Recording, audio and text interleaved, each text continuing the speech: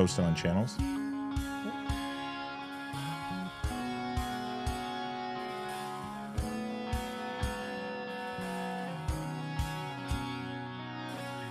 Been dragging the bottom for oh so long, but I can feel that power running strong. It's in the air, I can feel it now. The dragon's walls are crumbling. Good evening, Don't Unfriend Me Nation. Matthew Spear from the Don't Unfriend Me Show, along with Olivia Spear. Hope everyone is doing well. We have a special guest. You may have seen The Flash, and we talked about this on Friday's show and last week. And I am super excited about this. An actor, an author, a director, and honestly, just an overall really cool guy. We just had a chance to talk in the green room for about 20 minutes, and I think you're going to enjoy the conversation. We are going to bring him in just a couple of minutes. I think you'll be surprised at where you know him from. He's got one of those faces that you've seen, and you're like, I know that guy. And then you look it up and go, oh my gosh. But you're not going to have to look it up because we're going to tell you. So we need this shared like crazy all over Twitter, all over Facebook, and everywhere else. And we are going to give you at least 45 minutes to an hour and talk with a very special guest. And then we're going to go ahead and talk about what's going on in the world today. And if Paul wants to stay a little bit longer, we'll let him do that. They can't see you yet, Paul. We got you in the room. We have to build up anticipation and make them want it even more. Folks, do me a favor. Stick around. Let's share the hell out of this. And we will see you on the backhand of 3 minutes. He's laughing. That's a good thing, folks. I'll be right back. What am I supposed to post? Are you like the dumb show at the dumb show? Yeah, at the Dumb Show. ATHEDUMSHOW.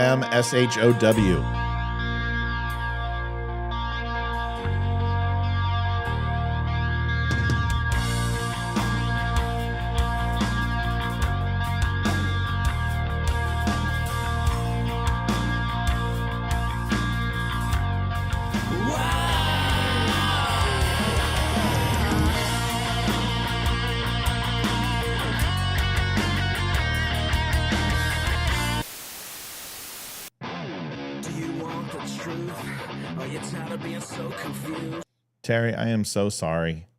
It just seems to keep hitting people, and I that is terrible. And I'm so very, very sorry. Stage 4 is horrible, and we are praying for your grandson. Please include his name, and we will definitely include him in our prayers. I'm so very sorry. You feel like you're more fucked up than the lies on the evening news. Well, just step right in. We can talk about it all as friends. And if you want, we can hug and kiss and make up for the party ends. Agree or disagree, stop offering me. 'Cause I'm everything you want, damn sure what you need.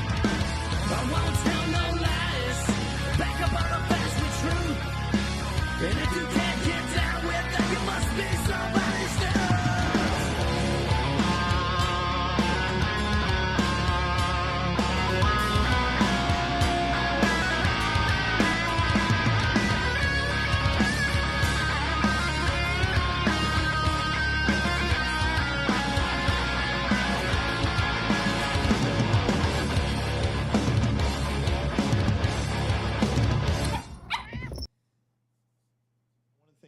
That I hear most often, that I always try to help people connect the dots, is what is past is prologue. And although Shakespeare, not my favorite, it's an interesting thing when you look at 1980 and the crack epidemic and what the United States government was involved in with the Contras. No kidding. So I don't understand why people are so shocked and they call Roseanne a conspiracy theorist. Because there's evidence in the past of the government getting involved in this, and there's plenty of books on this, and you can read this.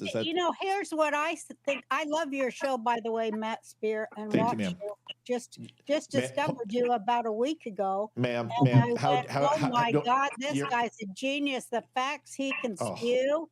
God, I love you. You can spew fact, and that's the sign of a genius. Thank you, ma'am. So I appreciate you asking me that. So you just made my life. I do remember back when they were bringing the crack cocaine into the black neighborhoods, and that proved that the CIA was doing it because they were grooming that population, and they've been.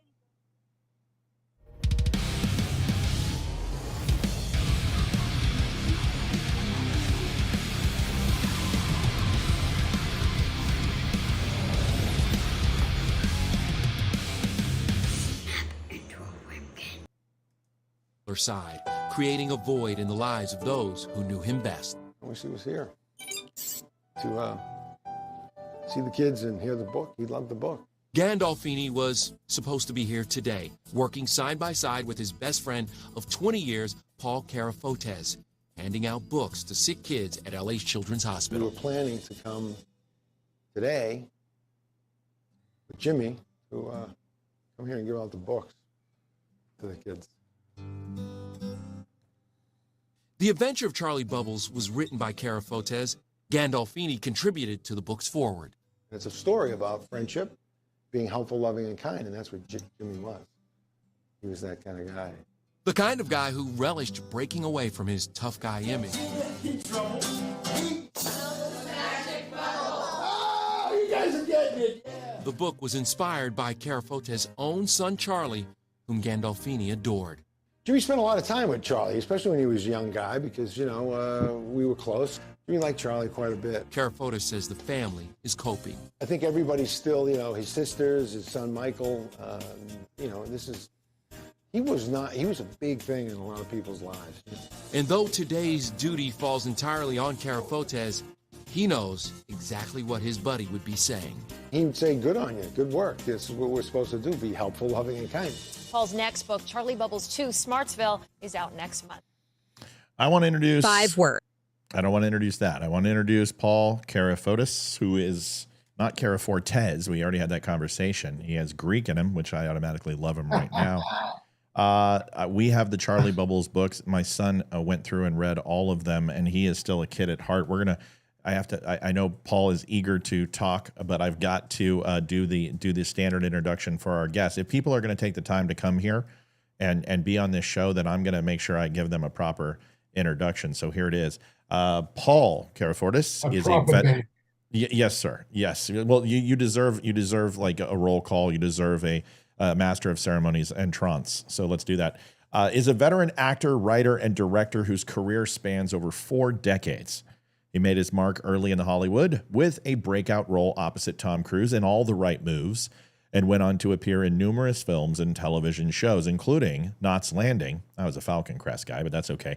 Damages and Ray Donovan. I'm just kidding. Hey. I'm kidding.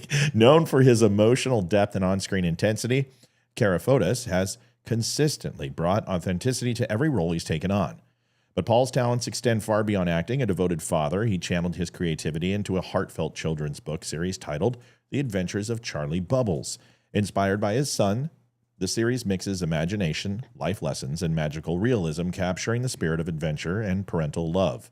It's become a beloved staple for families, showcasing another side of Carafotes, one that's nurturing, whimsical, and deeply personal.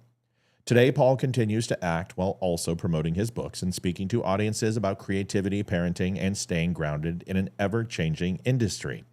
Whether in front of the camera or at a book signing, he remains a passionate storyteller, and I would like to welcome Paul to the show. Welcome, sir, and thank you for being on the Don't Unfriend Me show.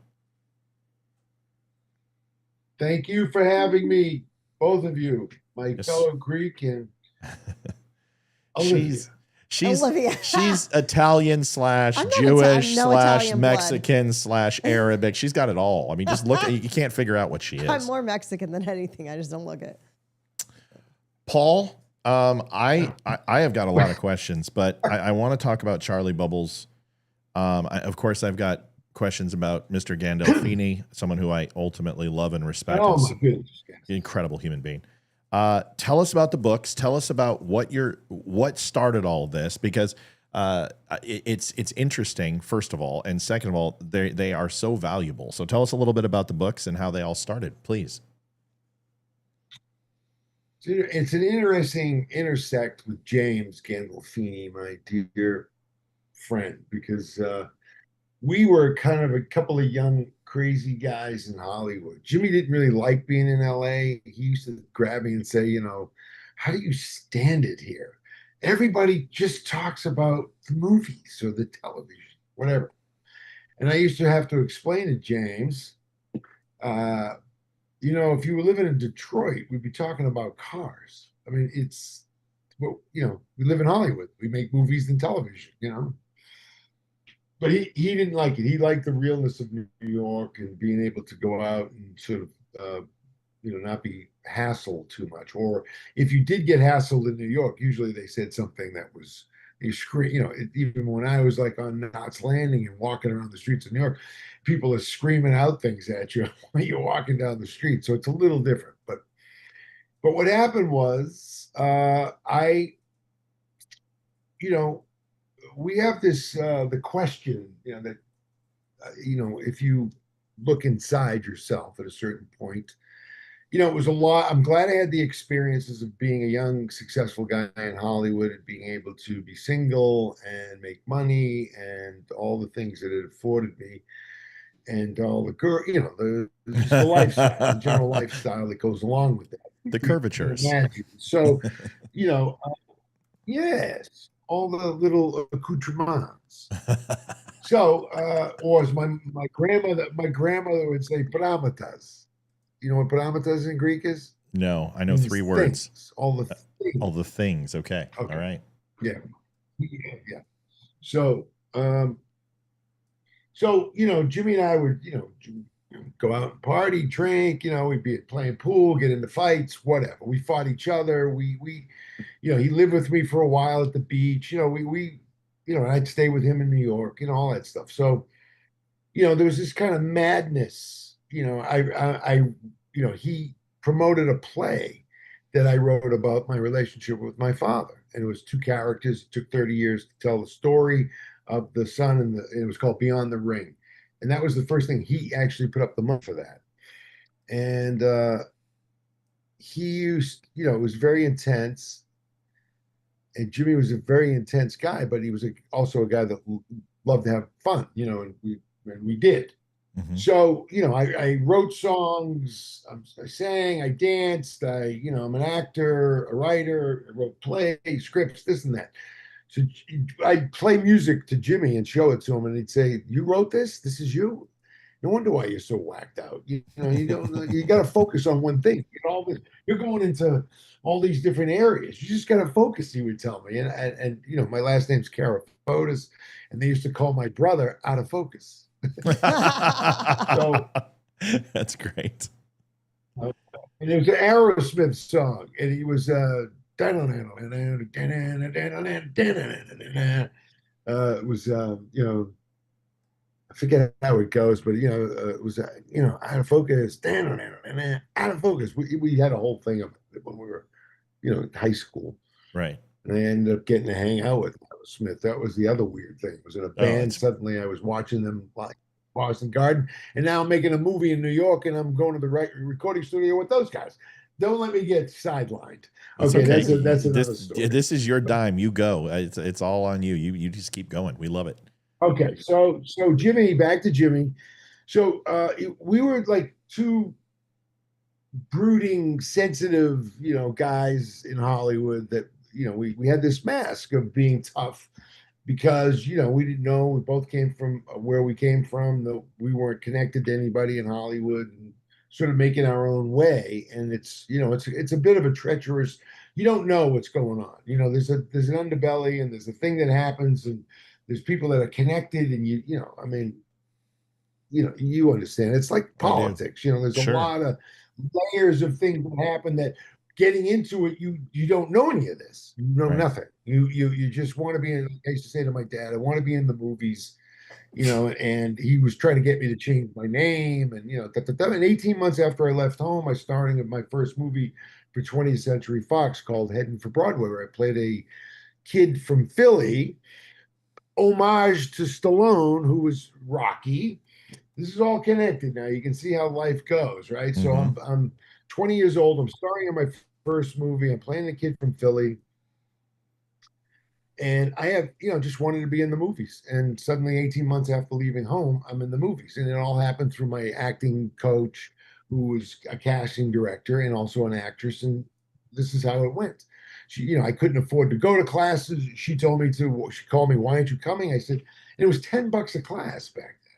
Go to acting school. I was going to 70. I used to go to HB, then I switched and Joanna Merlin, who was my acting coach teacher, Mhm. and she's the one that cast me in Heading for Broadway. So you just don't know in life. That's why the books, Charlie Bubbles, part of his motto is say yes, because when you say yes, anything's possible. If you say no, nothing happens. Hmm. So that's one of the positive messages from the books. But back to Jimmy. So we're two guys in Hollywood, tripping and falling, drinking and fighting. And boy, I miss him. Yeah, I bet. Anyway, so I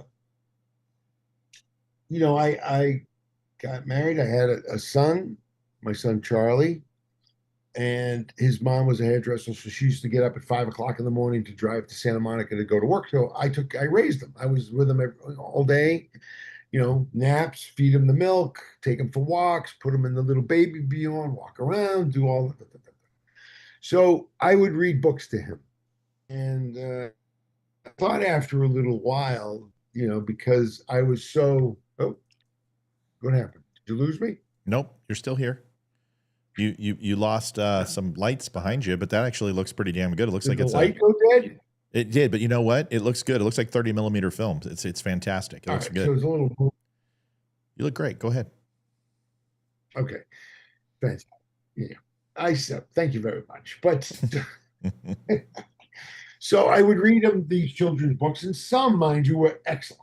I mean, there were some great children's books, but because I did this every day, eventually you're hitting books that going, boy, I think I could do this. I can write one of these. This is going to be easy. I should write a book. So I used to blow bubbles off my tongue. I learned this in 8th grade. Right. And there used to be the big machines inside by the windows that would pump warm air into the classroom. So I always sat in the back by the last chair, by the windows, by the heater. And I pop these bubbles off my tongue, and they would float across the room, and people are taking tests or whatever they're doing, and they hit them in the face or on the head, and they're like, "Hey, what is going on?" And I just amuse myself right during class by blowing these bubbles. So now I have my son, and he's laying on my chest, and I would get the bubble, and I blow the bubble off, and that was the first he reacted in a very happy, positive way. Right.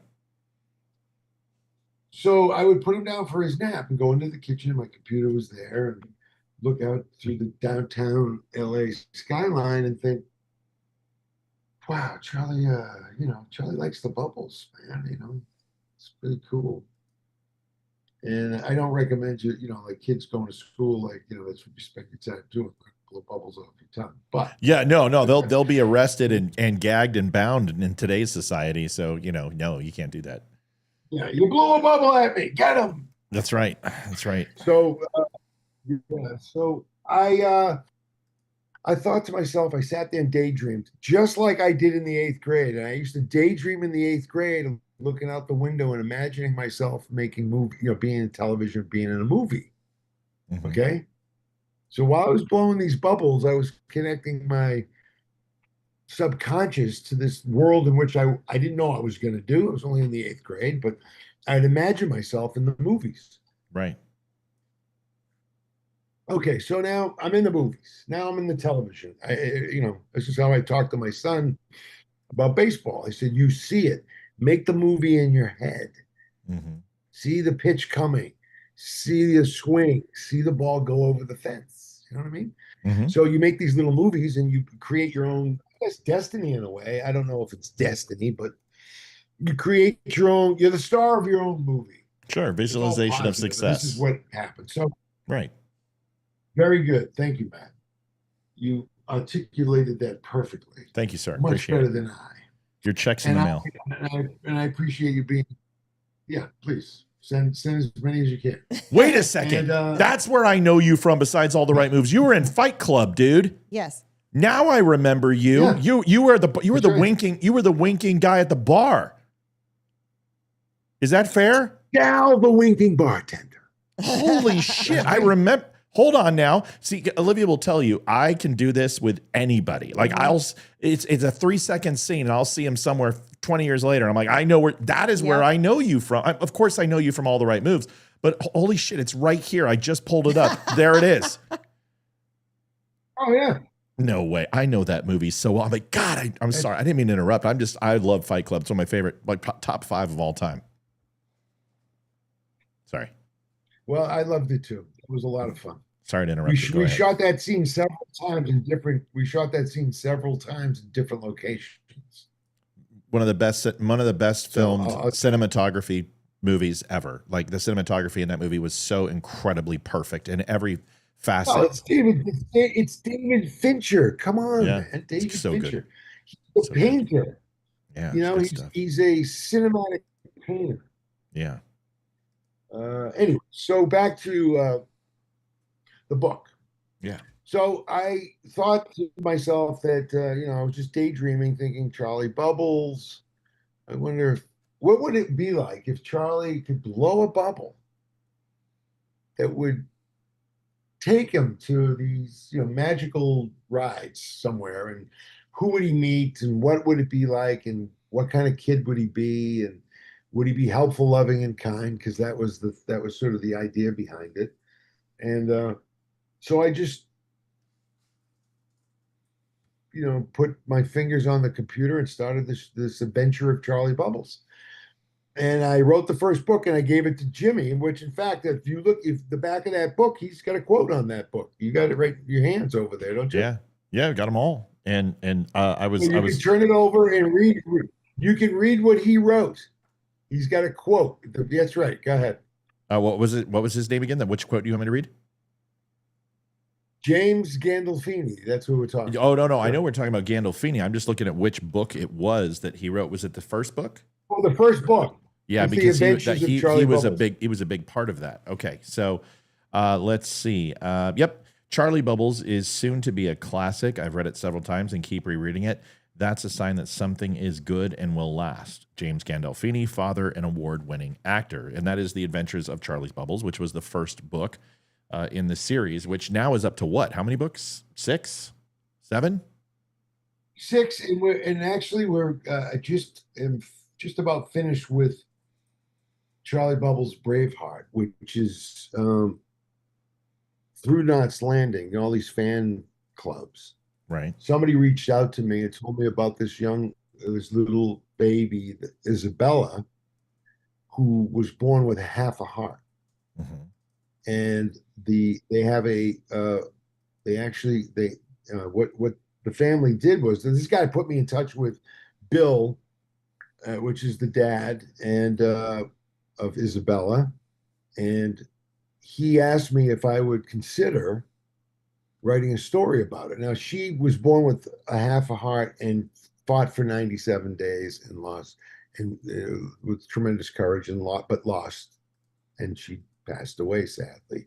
They have started Hearts for Isabella, which is a nonprofit like we have. Charlie Bubbles Cares for Kids. So I thought it was a really, when he said it to me, God does mysterious things, put you together with people. I was on the phone with him and I thought, that's a tall order, to just, write a book. It's not easy. That's what I was getting at with The Adventures of Charlie Bubbles. So it took me 5 years to write that first book. However, Charlie grew up, he was growing up and he could actually participate in it. And that was the fun for me. Read it to him, he'd make changes. He would suggest things about the bear, Teddy Hiccup, different characters in the book. So I had given it to Jimmy, and Jimmy, when he read that, was like he was astonished. Like you wrote, he thought I was, this mad, crazed Greek running around the streets of Hollywood like a wild beast. Okay. Mm-hmm. So here I am, a dad now, and, I've got this son, and that's what happened. Basically, Charlie was born and changed my life because that madman that was running around the streets of Hollywood, untethered to anything, Yeah. I just had, just this wild man, and I couldn't tell you that, was I an alcoholic? Was I a drug addict? All those things, you're right, which I mostly probably was.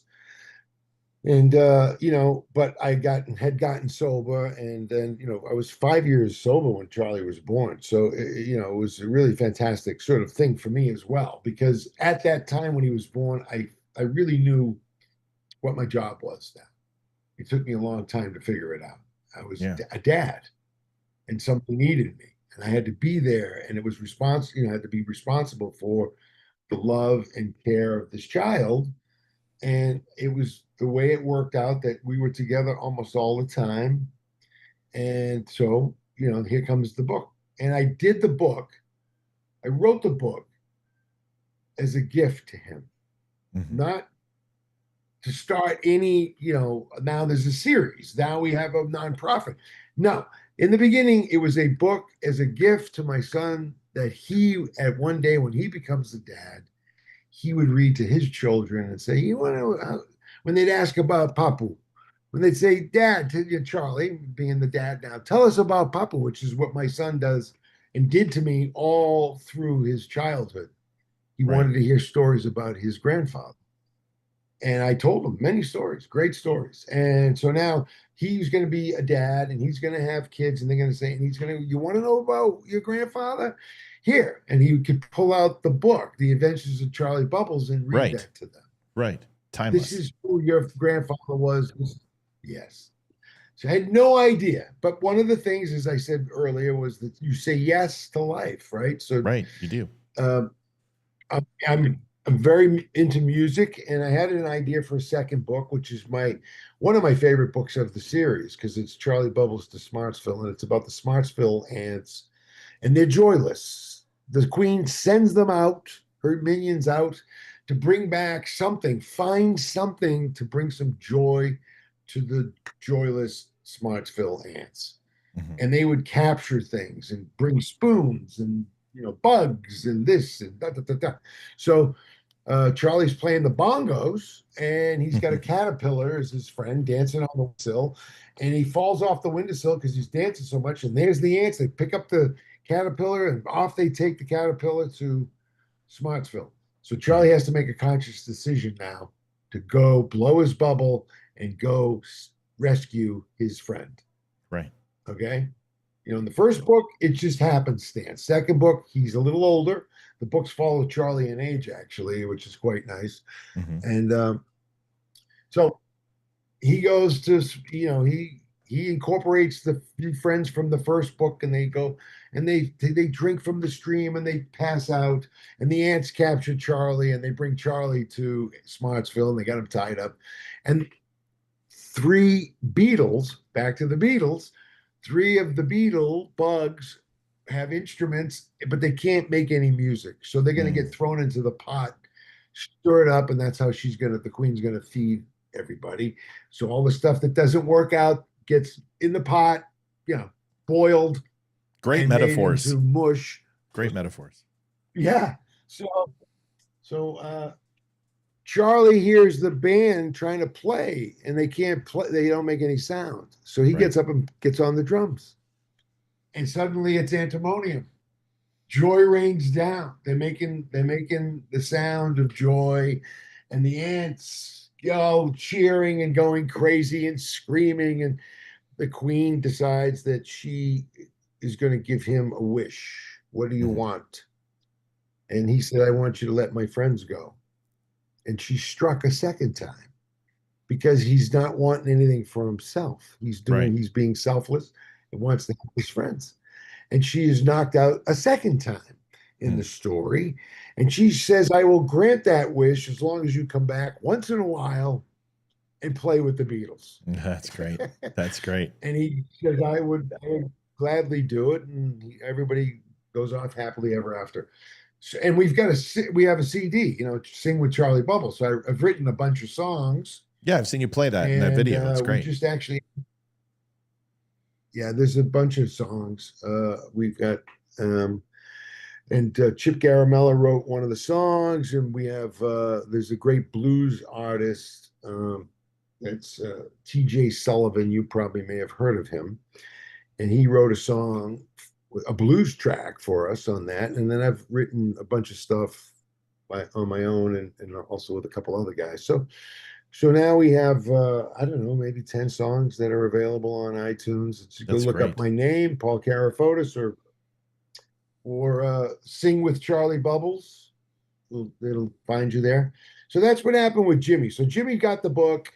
He was knocked out once again by my, I guess, focus, because that's what he used to say. I was like out of focus, because I had done all these things. So he loved it. And in fact, that book, Smartsville, is dedicated to his daughter, Lily. And Lily, he died, he passed away, and she was only 6 months old. I mean, it's terrible. But that book was dedicated to her because of our friendship. So, I love Jimmy very much, as many people did. And although, I never got to do Sopranos, and that was the hardest thing during that period. Yeah, you can't have a Could have Greek. forced me into getting some. You can't have a Greek in Sopranos. I'm just saying, Well, dude. you said you asked about. Nobody would know. You know what I'm saying? Well, because you kind of have that I Italian. made my vibe. living as an Italian. That's what I was saying. Well, You have I made my living. that's what I'm My saying. first character, Ralph Morelli. Second character, John Carlucci. I'm aware. Third, Vinny Salvucci. Come on. Yeah. I'm now on Tulsa King. I think I'm playing my boss. I think you would have done well in Sopranos. So you can find the book on charliebubbles.com. And not only there, but there's just go ahead. You can promo it. Go ahead. It's up at Amazon. Charlie Bubbles books, go look it up. I mean, and we started a nonprofit. So what we do is we raise money now and we deliver books, because I did it on my own for 10 years. So I go to all my kids' schools, my daughter's schools, Charlie's schools. Christmas, we give out books and and I go to hospitals and do the same. Right. So a few years ago, we started a nonprofit where we raise funds now, and we send a lot of books all over the place. But where I can, I go to and sing songs and go to preschools, kindergarten, first, second grades. And we're now in New Jersey, Massachusetts, New York, Florida, I think New Mexico, California, of course. There's a few other places. We're starting to spread out. Help me with well, let me help you. Let me help you do that by telling people where to get the book. And you always want people to go to your website. You don't want them to go to Amazon. You want them to go to your website first, and that's why. So you want to go there first, and you want to bookmark it. Make sure you have it, because the mission, the story, it's a very well laid out website. But if you really want to follow the journey of this, and there's also a book that looks fantastic, which has to do with Santa Claus, which is amazing. And it is the search for Santa. So go over there to charliebubbles.com. Then you can click on the link to Amazon, but you can also donate. You can also see the mission in person. And it is an amazing, amazing effort. The books are laced in family values. They're great for all ages. My son read them, and he's 12 years old now, right? 11 and a half? He'll be 12 in June. He's 12. So he's close enough. And he loved the books, and he read them all. He sat down and went through them all. The illustrations are fantastic. The color is fantastic. And it doesn't have any stupid stuff that we know parents are absolutely, especially this audience, against. There's no hidden meanings. A rainbow is just a rainbow here. It's not some psychological frickin' evaluation of your child, whether they're a he, she, they, or ger. This is all family values. I know. And Paul, I'm almost done. And then you don't have to, then I'm going to let you go again. The reason why we're doing this is because our good friend Barry Morgenstein knows Paul and decided to make sure that an introduction was taking place so we could have him on the show. I've got a ton of questions. We're going to be going into that, but I want to show you this video first of Joe. I think it's Joe Mantegna, is how you say his name. And he was Joe Mantegna. Mantegna. Yeah, Mantegna. Okay. Yeah, the G is silent. Mantegna. Yeah. I loved him in Searching for Bobby Fischer. He was absolutely killer in that movie. Oh, I think he did Law and Order or some shit too. I don't know, and it doesn't really matter. But the point is that I love him, and here he is. Criminal Minds. Come on. Whatever. Law and Order, Criminal Minds. It's like Falcon Crest. It's the same thing. Hey. I know. Cut that out, Greek. He's gonna swing at me. Here it is. I'm Joe Mantegna, and I'd like to introduce you to Charlie Bubbles Cares for Kids. Inspired by a book signing event, little Charlie began giving the books away to kids in need. And that simple act of kindness started the Charlie Bubbles Cares for Kids nonprofit. Now Charlie delivers free books to children throughout the country. The Charlie Bubbles storybooks are filled with positive, reinforcing messages and family values. And by making a tax-deductible donation or buying a book through charliebubbles.com, that helps Charlie provide these books free of charge to school children, kids in hospitals, homeless shelters, and the less fortunate. And every dime donated goes directly to gifting the books. One of Charlie's mottos is, say yes and make anything possible. And you can help by visiting charliebubbles.com and making a donation. Thank you for your support. It's a beautiful thing. There's a message that just came through. It says, this is Bill with Hearts for Isabella. Hello. Thank you. My name is Adam Ferrari. Adam, we don't Chief care. Executive. Adam, stop talking. Adam, you have to pay. Sorry. It says, this is Bill with Hearts for Isabella. Thank you so much, Paul. We're so excited to have this book made in Bella's honor and to give back to the other children of her story. Dumb Nation, I need a favor. You can see below me there is a donation spot that says thedumbshow.com/donate. You guys were so incredible on Friday. You helped us raise $20,000 for our new studio, and we are in the process already of building it. However, this hour is going by too fast. So for the hour of 7 o'clock to 8 o'clock, any donation that's made will be going to charliebubbles.com on behalf of The Dumb Show. We are going to contribute to the cause. We hope you would too. So if you would not mind, if you guys can dig deep once again, we understand this is our income. We don't care. We think that things like this deserve to be supported, and we're going to put our money where our mouth is, not just put them on the show, but also help contribute so these books can get into kids' hands. So with no further ado, Paul, you probably have something to say to Bill since he just made a comment. I'll leave that open to you to respond to him. Yeah, well, I mean, yes. So I spoke with Bill on the phone, and Bill had asked me, and this is the first conversation. So he said, would you think about writing a book about Isabella? And I thought, geez, that's a tall order, just to, first of all, we're on the phone for 10 minutes, but I thought about it when I got off the phone with him, and they were very sincere, him and his wife. They have 2 other beautiful children, thankfully. God has blessed them. But, this story of Isabella somehow connected me to Charlie Bubbles. You know what I mean? It was like, I think that it's a perfect fit because of Charlie has such a tremendous heart. And this is a girl that was born with half a heart. So I did it. I wrote the story. So we are in the process of trying to get this made now. I am, and there's a lot that goes into it, as you know. I mean, this is not simple. Just okay, we'll do it and it's over. And Mandy Del Rio, who I believe, is helping. And that cover, I think she may have sent you a little promo. Mm-hmm. And at the very end of that promo is the cover we've designed now. So we're waiting on my illustrator to finish graduating college. She did the last 2 books, and her name's Harper Pan. She was very, very talented, but we'll see if she's going to be game to get involved. And we have the 3rd book in our little contract, and I'm hoping that she will take it on. But if she doesn't, we'll figure out a way to do it. But so I had talked to Bill, and I will say that it's a beautiful. I don't know, I'm a little emotional. There's a lot going on, So, Paul, let me. Go ahead. This thing has become, by the grace of God, there are 6 books. This is going to be the 7th book. I didn't see that coming. I think that I owe a debt of gratitude to Bill. I mean, of course, he lost a daughter. It's hang in there, Paul. This show is known for this. That people don't get on here without crying.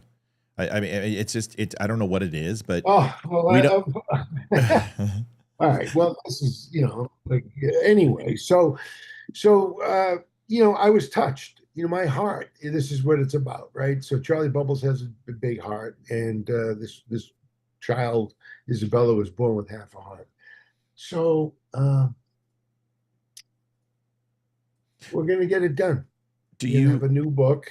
and it's a tribute to Isabella, Izzy, as they like to call her. That was her nickname. And, I've written it. I keep tweaking with it. And, as you know, as Matt, you're a writer, it's always the rewrite. It needs this, it needs that. And I'm never quite sure if I've got it right or I don't. And eventually I just get, and I just say, that's it. Okay, let's make a book. So, hopefully we get that done. I mean, I'd love to get this book out for October. Her birthday is October 29th, and we'd like to get this out in like maybe the end of what's going to slow September that? Or first week of October. Donations are pouring in, Paul. So we're going to give you a total here in a little bit, but these people are angels from God, and that is the only. And some of them I definitely want to clip their wings once in a while, but most of the time they're pretty great people on this show. We love them. But they're gonna take care of you. What's gonna stop this from happening? What is needed to make sure that this book comes out? Not just for Bill, but it sounds like this is a very personal mission for you that you take very seriously. So what's it gonna take? I think it's going to take, it's not easy. I mean, I'm talking about just the emotional and work that goes into getting the book to the place where, it's available. Right. So from now, like I said, like I've almost finished the story. I'm tweaking that, but we have to start the illustration process. And that's kind of up to Hopper, if she's going to make herself available to start work, and then how fast it goes. And I'm hoping, because this is our third book together, that the process is not as right. Right. You start to get a shorthand in the process. Right. I get it. Correct. Yes. So do you want me to follow? Do you want me to follow you around, and I'll just be your idiom finder? Like every time you have something to say, I'll find your idiom for you and display it, and it'll work perfectly. You're a lot like my wife. Well, I'm not as good looking as your wife. I'll tell you that much. She's a beautiful woman. Beautiful. Well, that's true. Thank God. Yeah. So here's Tony Ann. I'm sure she's listening over there. She is. She's posting here, and people are making the stretch seeing the last name and figuring out that you two might be a couple. I'm like, no, this name is about as common as Smith. So if Charlie Bubbles could teach politicians, Washington, Hollywood, some of the most corrupt areas in our country, and let's face it, I'm not asking you to disparage our politicians or Hollywood, but I think everyone knows it's not a speakeasy kind of thing. There's a lot of issues with, a lot of division in our country. This book is based on family values. It's based on togetherness.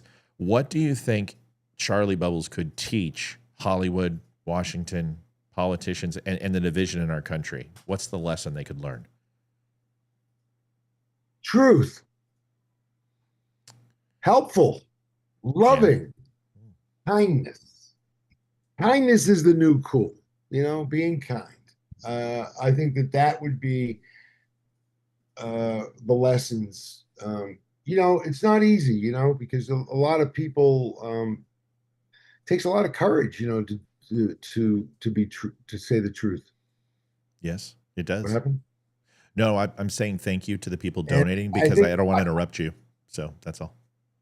Oh, great. All right. Yes. A big shout out to everybody. Thank you very, very, very kindly. Were you asking me a monetary number, like what it would take to finish the book? Is that what you were trying to get at there? No, sir, I wasn't. I was trying to just understand because sometimes it's time, sometimes it's money, well, sometimes it's financial. Yes, and it's actually, like I said, I am going to see this through one way or the other. I don't, whatever it's going to take, but like I said, there is a time restraint on it. And the fact that, there's a couple things coming up. Her birthday is October 29th. And then right. We have the Christmas. And Bill, I know Bill wants to do a big to-do at the hospital where I think she was at. And we want to get them, 500 books or whatever it may be. You know what I mean? And, 500 books is, about $5,000. That alone, just to have the printing and getting the books out. But it does take money and takes time. but we're going to get there. And we have also the Hearts of Isabella Foundation too, and they've been very generous and kind, and we're working together. And we're going to get it done. We're going to have this. This is going to be the 7th book in the series, and it's called Charlie Bubbles' Braveheart. Yeah. It's story for Isabella. It's something we're looking forward to. And when that book does release, we would obviously want you to come back and make sure that we talk about it. And we're going to do what we can to at least make a contribution to that cause, because it's important enough. Sincerely, I would like to know, when you started the acting gig and you started going through this, what drew you to that lifestyle? Because you obviously are kind of a dilettante, you know, and I am too. You're good at just about everything, but not great at anything. I think that's fair to say. Otherwise, you know, that's who we are, right? I mean, James Gandolfini even said that about you. He's like, you know, you got to pick something, and you're like, I can't. I'm the same way. Yeah. What? No. I was I'm a jack of all trades, master of none. That's what a dilettante is. Okay? That's absolutely right. My moms used to say it. I had 6 brothers and sisters, and we were very musical. My mother was a music teacher. Mm-hmm. She played jazz piano. We had a grand piano in the living room. But the Beatles showed up when I was 4, and that was the end of it.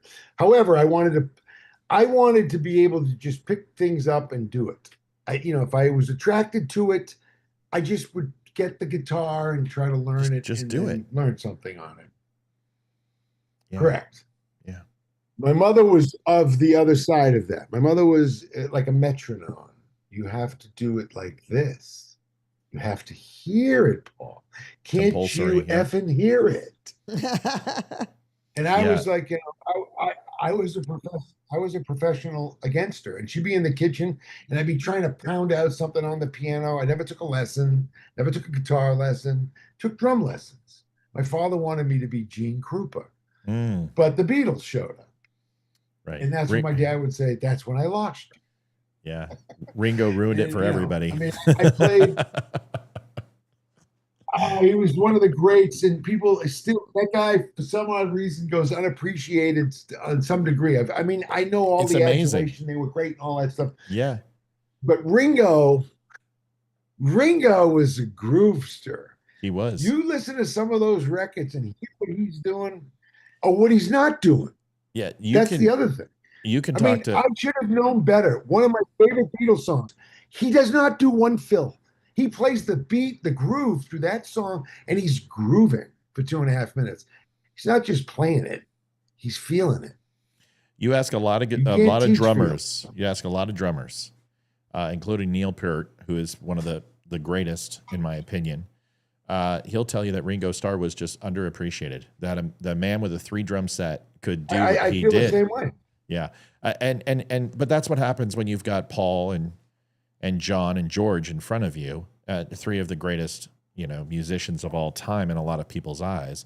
Can you believe a band had 2 guys, all right? 2 guys that wrote the way they wrote and sang the way they sang, and you had George Harrison. Yeah, I can. I mean, because think about it. It's kind of long. There's nobody. You had it was Mick and the Stones, right? Right. In America, in England, it was called the Rolling Stones, but here it was Mick, frontman, Stones. It was always the Beatles. Yeah, and all of them. And you had other bands that created that level of synchronicity that the Beatles had, and then the lyrics to this, the only thing that's comparable in my eyes is Rush with Alex Lifeson and Geddy Lee and Neil Peart. And Jethro Tull is also another band that's exceptional at writing. Yeah, I think Rush is one of the most tight. Who's the other band? Jethro Tull. Aqualung, Bungle in the Jungle. That's right. The one-legged flautist. That's correct. Brother used to my brother played the flute and used to do I was doing the Beatles in one mirror, he's doing Jethro Tull in the other. That's right. The one-legged person who's confused as a man, yet he is a band. But I agree with you. I think that.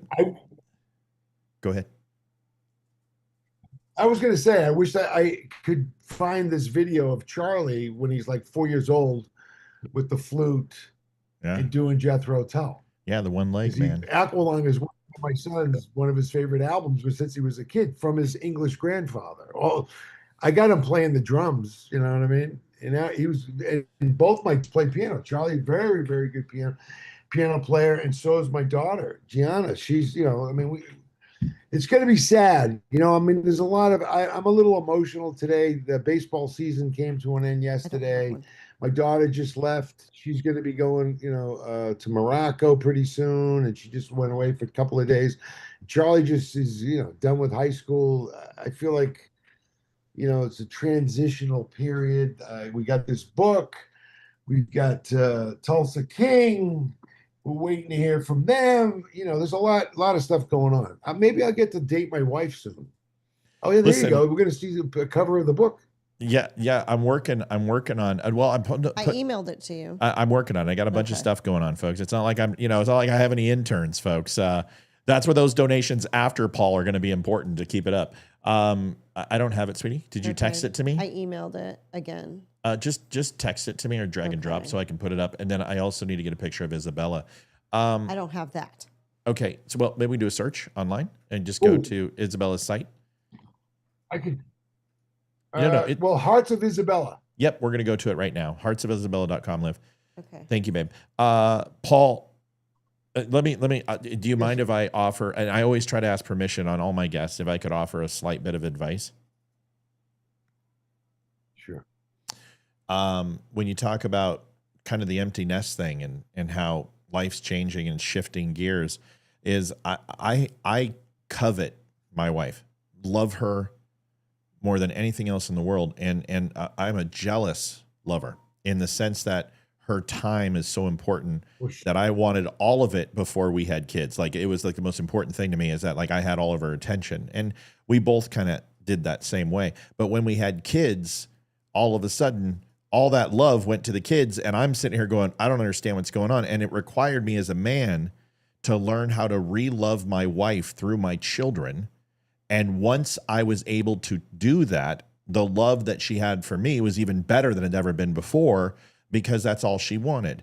Now that the kids are gone, you guys have such an amazing history that it will be seamless for you to get back into step with the way it was, but be so much stronger because of all the previous years. So I think you're going to be fine. I think you're going to do well and embrace it, because the best years are coming for you. So that's my advice.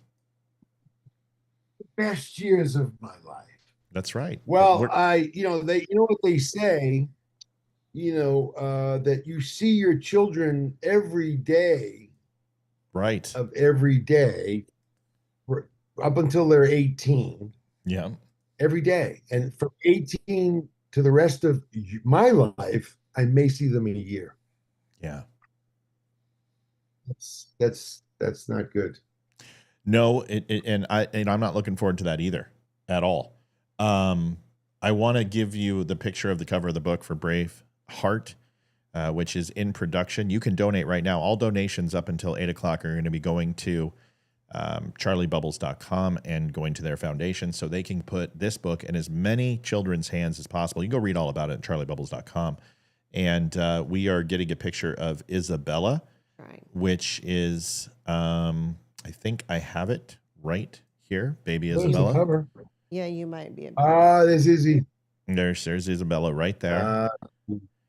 And it is for an amazing cause, working together to create this magical story that is going to touch a lot of lives. And this will be the 7th installment. So if you haven't had a chance, and we just have a few more minutes left, we've got, let's see, 150 in normal land, and then probably another 125. So there's a good 400 people on. If everyone right now gave $1, everything is going to charliebubbles.com for the next 4 minutes. So if you have an opportunity, please help us out. Go ahead, sir. Also, just so everybody knows, we don't take a penny, right? So all the money, if you buy a book at Amazon or you go to charliebubbles.com, you purchase a book, the royalty goes right into the Charlie Bubbles Cares for Kids nonprofit. So we don't take a penny from any of this. This is all to get books in the hands of, because we believe that the stories are like I said, family values. It teaches kids about courage, friendship. You want a friend, be a friend. You know, to be helpful, loving, and kind. Those are sort of the Charlie's mottos. So we want to spread this message, especially what we've come through for the last 4 years. We have, like, the storybook hour with, twerking and, trans Yeah. vegetable, Yeah. whatever's Trans going vegetables, on I out like there. that. I don't know. Yeah. So I think that, I mean, I was hearing about this when my daughter was, in the third grade, coming home saying, so-and-so's a lesbian, so-and-so's this, so-and-so's Right. that. And I'm going, Us too. okay, I just want to say one thing. I don't think you understand what you're talking about, and nor do I think that the third grader that's telling you this knows what the hell she's talking about. So let's start a rule. In this house, out there it might be 2017 or Yeah. 19 or whatever it is, but in here it's 1964. So, I know that it's a shame that things go the way they do, but that's life, and we're all Americans first. Right. And I'd like to see a little bit more people rah-rahing behind America, whether we do the right thing or the wrong thing, because I'm sure we do both. And it's like, my father fought in the Second World War, had a ship blown up in Bari, Italy, and survived at 16 years old. And I'm here today. And I was taught to be, I used to think I was proud of being Greek. And my father says, you're an American first. That's right. And that stayed with me. So I am proud of my Greek heritage, no doubt, but I am more proud of America. So I believe in it. And I want to be a patriot. You are a patriot, and honestly, no matter what your religious disposition is, it's godlike to give back, and it's important because it's not necessarily how much money we have. It's not necessarily if we have the biggest car or whatever. I want to know that people speak of me in a certain way when I'm not there, and hopefully it's good things. Oh, we lost Paul. Yeah. He'll come back because I want to give him his minute. So, folks, we are on with a very kind and loving human being. He's a great storyteller. Paul Carafotes. Yeah, he's very, very loving and a caring human being. And like everybody who comes on the show has a story to tell, and we do our best to allow him to tell it. We're going to hope that he calls in. We've got quite a bit of money for him, so we want him to hear about that. I want to thank everybody who donated, all the usual suspects. I see you. I appreciate you, and I thank you for the bottom of my heart. I'm aware all donations that went in at 8 o'clock. We're going to leave it till 8:05 till he gets back. So if there's any last-minute donations, please, and then hopefully we can try to get into it again here. But if we don't, then tonight is a night that we just don't, and we are okay with that. We appreciate you. We're going to try to get Paul back. If we don't, that's okay. We will make the donation and let him know. I'm sure that Tony is watching still and listening. What are your thoughts, Liv? I mean, he just a real genuine human being, kind. Mm-hmm. It's always amazing that the people who've suffered the most through self-harm and addiction and they always seem to be the most humble who find their way out of it. And it's an amazing testament to hear that, he went through that time of that. Hey, there he's back. There he's back. And now, found his way back. So it's pretty cool. Yeah. Welcome back, Paul. Thank you. I'm sorry. My wife that we were discussing a little earlier, that we were saying that, I'm going to find a newfound love after the kids finally get the hell out. Yeah. And, and it's true. Cause I keep saying, we keep saying we got to go somewhere, but she's very sweet, my wife, and she does a lot of things for a lot of people. And she's a great woman and great mom, but she, refuses to just go anywhere with me. We have to always take the kids. So as soon as they go, I think I'll maybe get a chance to travel somewhere with just my wife. That's what I'm looking for. I'm looking at spending time with her. Yeah. Without, you know what I'm saying? We thought the same thing at one point, and we can't even get out of the driveway without going, you know what, forget it. Let's just go get the kids and take them with us. Paul, we have a custom in this show is that the final minute always goes to the guest. And we want to let you know that we've raised $303.79. We'll be contributing to your foundation. Wow. Wanted to say thank you. you. Yes, sir. We wanted to say thank you for that. Thanks to everybody out there. I appreciate it. That's Yeah. a wonderful thing. Makes Yeah, it's- me feel good that we're Well- doing something that, you know, connects with people. Yes, sir. It's a good thing. We'll give you the final minute and let you go ahead and talk to the audience a little bit, and then we'll let you go, and we'll hope to have you back as soon as the book launches so we can sell a bunch of copies for you. That'd be great. Well, I mean, in the last minute, I feel like we try to cover so much, and I don't think that I may have to come back and we have to do this again because you never asked me anything about All the Right Moves and No. Fight Club, and No? so I'm sure that there's a lot of things that you would like to discuss and your audience may like to hear. Yes, I sir. hope they'd like to hear it. I mean, you know, I don't know. People, you know. So I want to thank everybody for tuning in. I want to thank you guys for having me. I want to thank Mandy Del Rio for introducing us and putting this in motion so that I was able to come over these airwaves to you guys and meet. It seems like I got 2 new friends, although we didn't hear much from Olivia.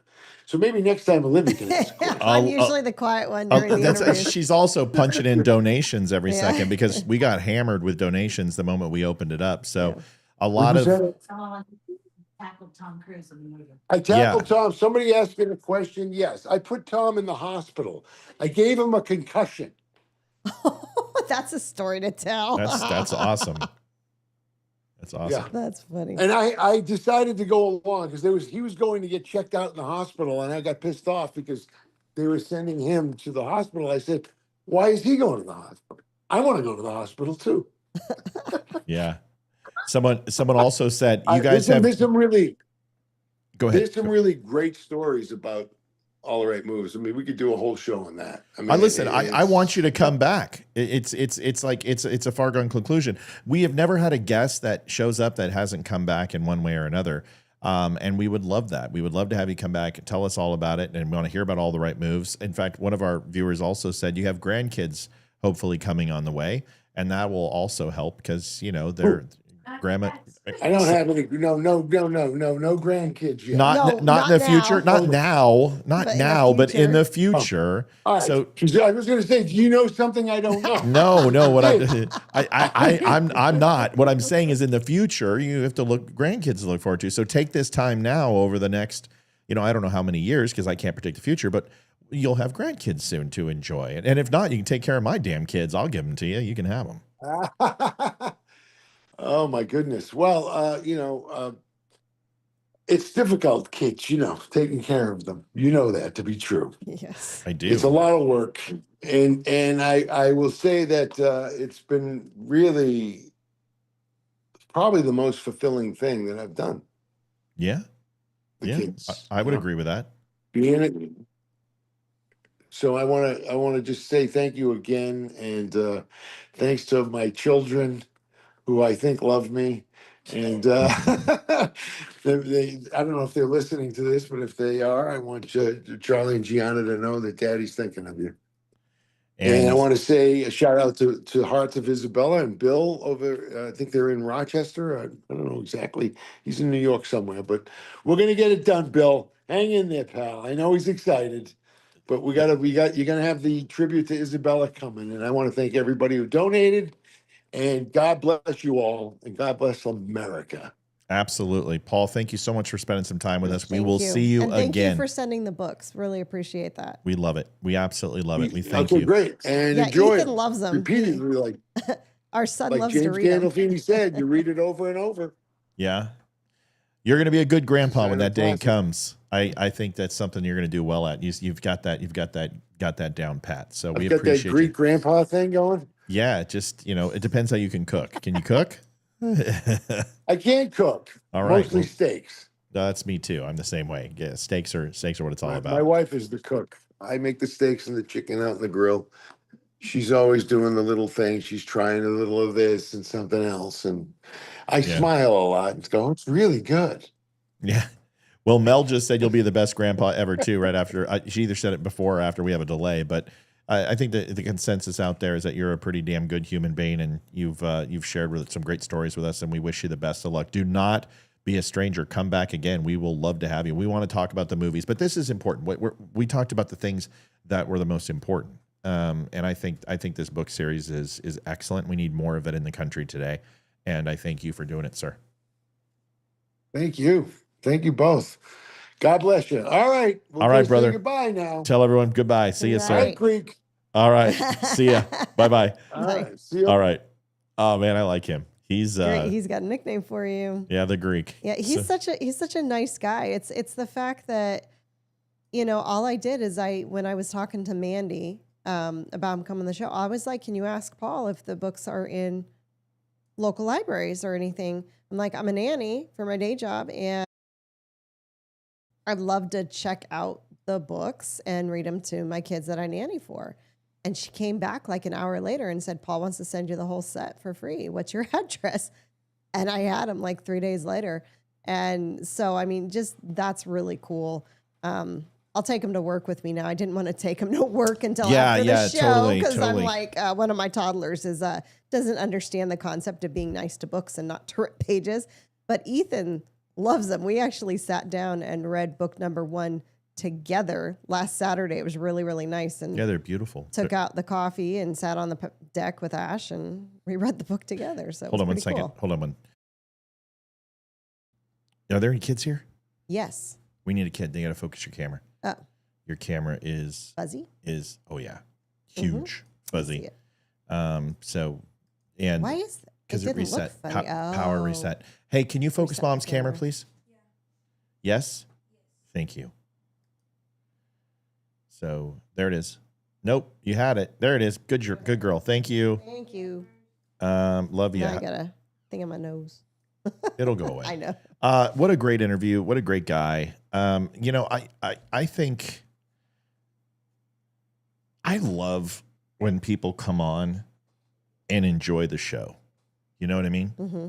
And they don't have to necessarily enjoy what we say, but I love it when the guests and then the listeners enjoy the show. I mean, it just means the world to me. We raised $303.79 for Paul. I'm going to write that down and reset the goal.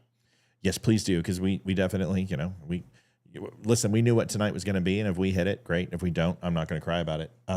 It went to a great cause, and we've been so fortunate. So, you know, we'll just kind of leave it and see what happens. I hate to shift gears. I really would have loved to keep him on all night, but there's a lot going on, and I have a feeling that we're going to be coming on this weekend. I don't know when. Well, I will. We're gonna have like 12, 15-year-old girls and like 3 15-year-old boys in the house on Saturday. My goodness. Yeah, but it comes down to that. I've just gotten some information that this weekend could be a special show coming on because there's just some geopolitical situations that we most assuredly will cover if this takes place. And usually when Leroy and other sources confirm the same thing, which that's happened tonight, we're probably going to want to pay attention and see what happens coming in the next few days. I don't mean to be cryptic, but I will not say anything because that can put people in danger. And I will not do that. And I'm not O'Keefe, and I'm not these guys that constantly just leave you little tidbits. As soon as I feel comfortable talking about it, I'll let you know. And more than likely, you'll see it too on the news. Just know that tensions are running high in the Middle East, and there's a lot of things going on. And we should just this weekend keep an eye and remain focused. Janet Lee says, got my peptides today. Maybe I'll be half as beautiful as Olivia. Well, yeah, thank you. That's a tall order. Thank you. Appreciate that. Sure. Welcome to the Don't Unfriend Me Show. Goal is now at 0. First half of our donations are going all to charliebubbles.com and that amazing situation. If you haven't seen anything about it, please go and do me a favor. Just go buy a book. Or you can donate directly there too. We'll take care of the taxes. We'll gross it up. Don't worry. We do the right thing. But go ahead and go take a look at that site. Since we were talking about family values, very rarely do I think celebrities are where I go to discover family values. In fact, it's usually the opposite of that. It seems in a population where transgender people is the overall statistics of having a trans child is so infinitesimal and low that having two is you have a better chance of winning the lottery and then getting eaten by a great white shark at 40,000 feet in a plane. Sharks on a plane. Sharks on a plane. Sharknado. Thank you, Kev, for starting us out tonight and bringing us circle. Thank you, buddy. We need it. So it's just an interesting thing, and you look at some of these celebrities, and they're all coming out with trans kids, and you're like, how is it possible? Because it's the cool fad in Hollywood right now, right? Which shows that this isn't a choice. This is ultimately, sexualization of a child. I really love what Jennifer Lawrence says here, and Jennifer Lawrence is always kind of beat to a different drummer, and she's kind of foul mouthed, and she gets a little dirty, and she's not afraid to challenge the status quo of what a woman should be. And I kind of like that about her. I don't know what her politics are, and I really don't care. I just like what she says here. And it's something that I figured I would share with you, and Olivia and I can talk about. Here it is. Having children changes everything. It changes your whole life. It's brutal and incredible. And so not only do they go into every decision of, if I'm working, where I'm working, when I'm working, they've taught me, I didn't know that I could feel so much, and my job has a lot to do with emotion, and they've opened up the world to me. It's almost like feeling like a blister or something, like so sensitive. So they've changed my life, obviously, for the best, and they've changed me creatively. I highly recommend having kids if you want to be an actor.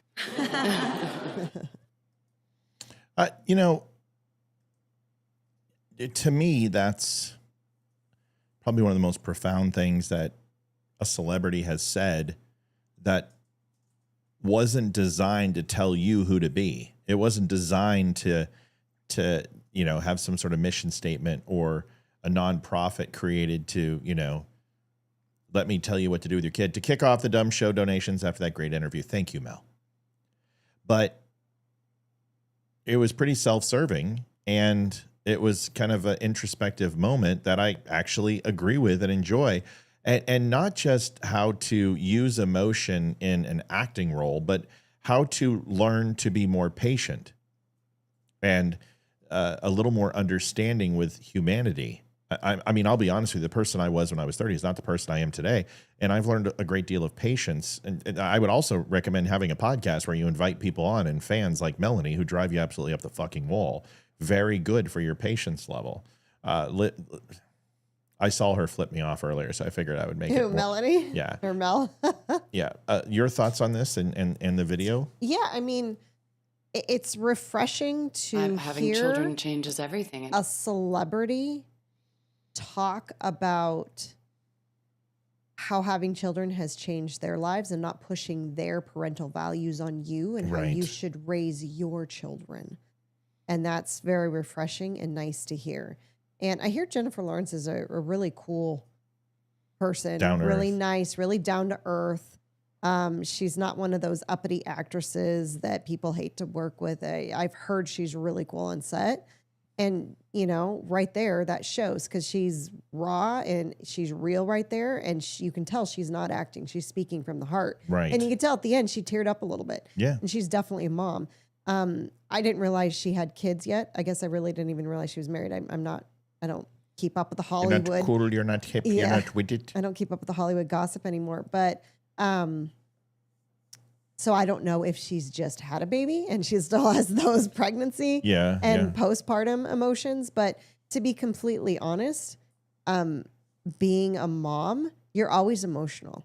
I went to Ethan's concert on Tuesday. Doesn't have a solo. It's just, the sixth grade choir singing songs. And he gets up there and they start singing the first song. I get teary-eyed because I'm like, His last concert is the 6th grader. You mean the one I wasn't invited to? You were invited to it. He just said, don't come because I really don't care. I don't have a solo. And I'm one of those, I always go to the kids' things no matter what. But you are coming tomorrow because Hayden has a solo. So nice. This little. Richard Johnson says, the book you featured, The Woke Mind Viruses by T.S. Dixon, is a great book if anyone is interested in seeing the framework of the left. Thanks for the reference. You know, it's funny you mentioned that. I was on the phone with him for an hour and 47 minutes today as we were just shooting the shit and talked about I mean, if we could have recorded that phone call, my God, what an episode that would have been. It was awesome. And it was just completely TS and I just talking. And he is such a good dude. I really like him. I have a feeling he's going to become a friend. And I'll be honest with you, I've made more friends from this show than I have in my entire life outside the military. It's incredible. But TS is a hell of a dude. If you haven't gotten his book, do it. Also, the Charlie Bubbles books make great gifts for the kids. But T.S. Dixon, he's going places. That guy is a rock star, and I really, really like the guy. So thank you for calling that out, Richard. We appreciate it, and I'm glad you enjoyed the book. I love it. I listen, I have the Constitution and that book right here. And you can see it's getting worn. I use this thing all the time and to reference or just to review. And there's not many books that sit on my table outside the Constitution and the Bill of Rights and the Articles and that. So something to think about. I agree with you. Great book. So get yourself one. Do you remember when they said that everything about Joe Biden was a deep fake when he was falling, and that it was, the media just making up stories? Oh, yes. Right. A fake president. Every single thing he did, and there was excuse after excuse after excuse, and lie after lie after lie after lie, which means that the Coke was actually Hunter Biden's. Yeah. Well, more than likely. Megan, good to see you, by the way. Thanks for liking the show. Dave Brown Live USA, not somebody I know, not somebody I follow, but it's his video, so I'm going to give him credit. Absolutely nails this, because this is what I said last night. All the deep fakes. The deep fakes were done by the media. And listen, if you ever want to know what the left's game plan is, just wait, because whatever they're saying, they're doing. Whatever they're accusing you of, they're most assuredly doing. Listen to this video, and this is based on the new book that just came out, a couple of them in regards to Joe Biden. Listen. A fake president, a fake election, fake health reports, fake cognitive tests, a fake economy, fake jobs, fake interviews, fake news, fake pardons, and now fake town halls. The only thing that wasn't fake, all the sheep who fell for it, hook, line, and sinker. Let me know your thoughts in the comments, unless, of course, you're busy fact-checking your feelings. And Alex, the fact of the fake town hall is not actually the worst part of the story that you report in the book. Yes, other campaigns have used fake town halls. Now, I would say those town halls usually are in addition to real town halls. Joe Biden was doing neither. This fake town hall was in order to film it so they could make it into campaign commercials. They filmed it in Delaware with supporters. But Joe Biden, at this point, this is the spring of 2024, Joe Biden's town hall, which was closed to press, was so bad that campaign officials determined that it was not usable for a campaign commercial. So they took 90 minutes, 2 hours out of the president's day. They filmed an entire town hall, and they determined that it was not usable. Now, some people say this was because Joe Biden was incoherent. He could not really articulate his thoughts in a pithy or even semi-normal way. Some people just said, the lighting was bad. That was sort of the 2 points of view. But the point is, it shows how what the campaign status was in the spring of 2024 when they were trying to deal with a candidate that wasn't a decline. Wait, someone told you the lighting was bad? That's one of the excuses. You're saying that they spent millions of dollars to stage a town hall? Well, we didn't get the lighting right. That was one of the excuses. This comes back to the question of how many people were aware of things like that, but said nothing. And Exactly. Yeah, I mean, go ahead, Liv, and then I've got my take on bad video, because from a content creator, let me explain to you how much bullshit that comment was. Good night, Glenn. Have fun at Bible study, buddy. Say a prayer for Terry's grandson, yes, please, for us. That would I already said a prayer in between, but we need all we can get. Thank you. Go ahead. We all knew that Joe Biden's entire pregnancy was bullshit, or presidency. Don't use the Lord's name in vain, especially after I just said say a prayer. Come on. I'm just like, it's all Debbie's fault. Debbie on Rumble, she's going into timeout. Go to the corner, Debbie. Oh, jeez. His entire presidency was bullshit. We already know this, but it's nice to actually have the media, no matter how fake they are, actually admit it now. They're not admitting now it. They admit they're not admitting they have it. to admit they're wrong. They're not admitting they're wrong. They're literally defending themselves. How do we know he had cancer? Exactly. Listen. This is kind of like the person who's cheated. Remember the TV show Cheaters? Yes. And he's sitting there and he's having a beer with that chick, and the chick's there and she's got a skirt going all the way up to her tonsils, and she's just like, oh my God, like you're so like interesting. And he's like, I know. And then, the woman's sitting in there and she's got like still got breast milk on her freaking sweater and her hair is up and she's just like, I'm gonna fucking kill him. I'm gonna kill him. And then, she runs in there and he's like, baby, but this is my coworker, Beth. You know Beth. She's like, that's not her name. Her name is Joanne, and she called the house 3 times, and I told you were booping her. Like, no, baby, no, absolutely not. This is not this. Okay, I'm working with the CIA, and this is my CIA contact. And you're so full of shit. And this guy would just continue to lie and lie. And I was abducted by aliens, honey. I swear to God, this is not me. This is a clone of me. You're talking to the wrong person, whatever. And you're just listening to this guy and you're eating the popcorn. And you're like, does this guy know he's completely, like he's caught and he's done and he's cooked? That is the media. And they are sitting here doing whatever they can to just be like, baby, no, this is just a friend. It reminds me of that Cops episode that we watched where the dude got pulled over and the policeman goes to the window and he's like, can I have your name? And he's like, my name. Yeah. My name. My name. It's just and he's like, do you need a minute? It was freaking hilarious. Do you need a minute? And now, of course, people are going to think that every single thing that conspiracy theory that they believed is true. Yeah. And I would ask you to please slow down just a little bit. Just because the media lies doesn't mean you're not being lied to by the media that you consume. Okay. Just because it's your preferential media outlet does not mean that they're not a bunch of liars too, because Fox lies as much as anyone. Mm-hmm. This is ridiculous. And Joe Biden, I told you that he was going to be the worst president ever, period, full stop, period. And he is. But this is like, he's going to start taking down Nixon. He's going to start just tearing down Burr.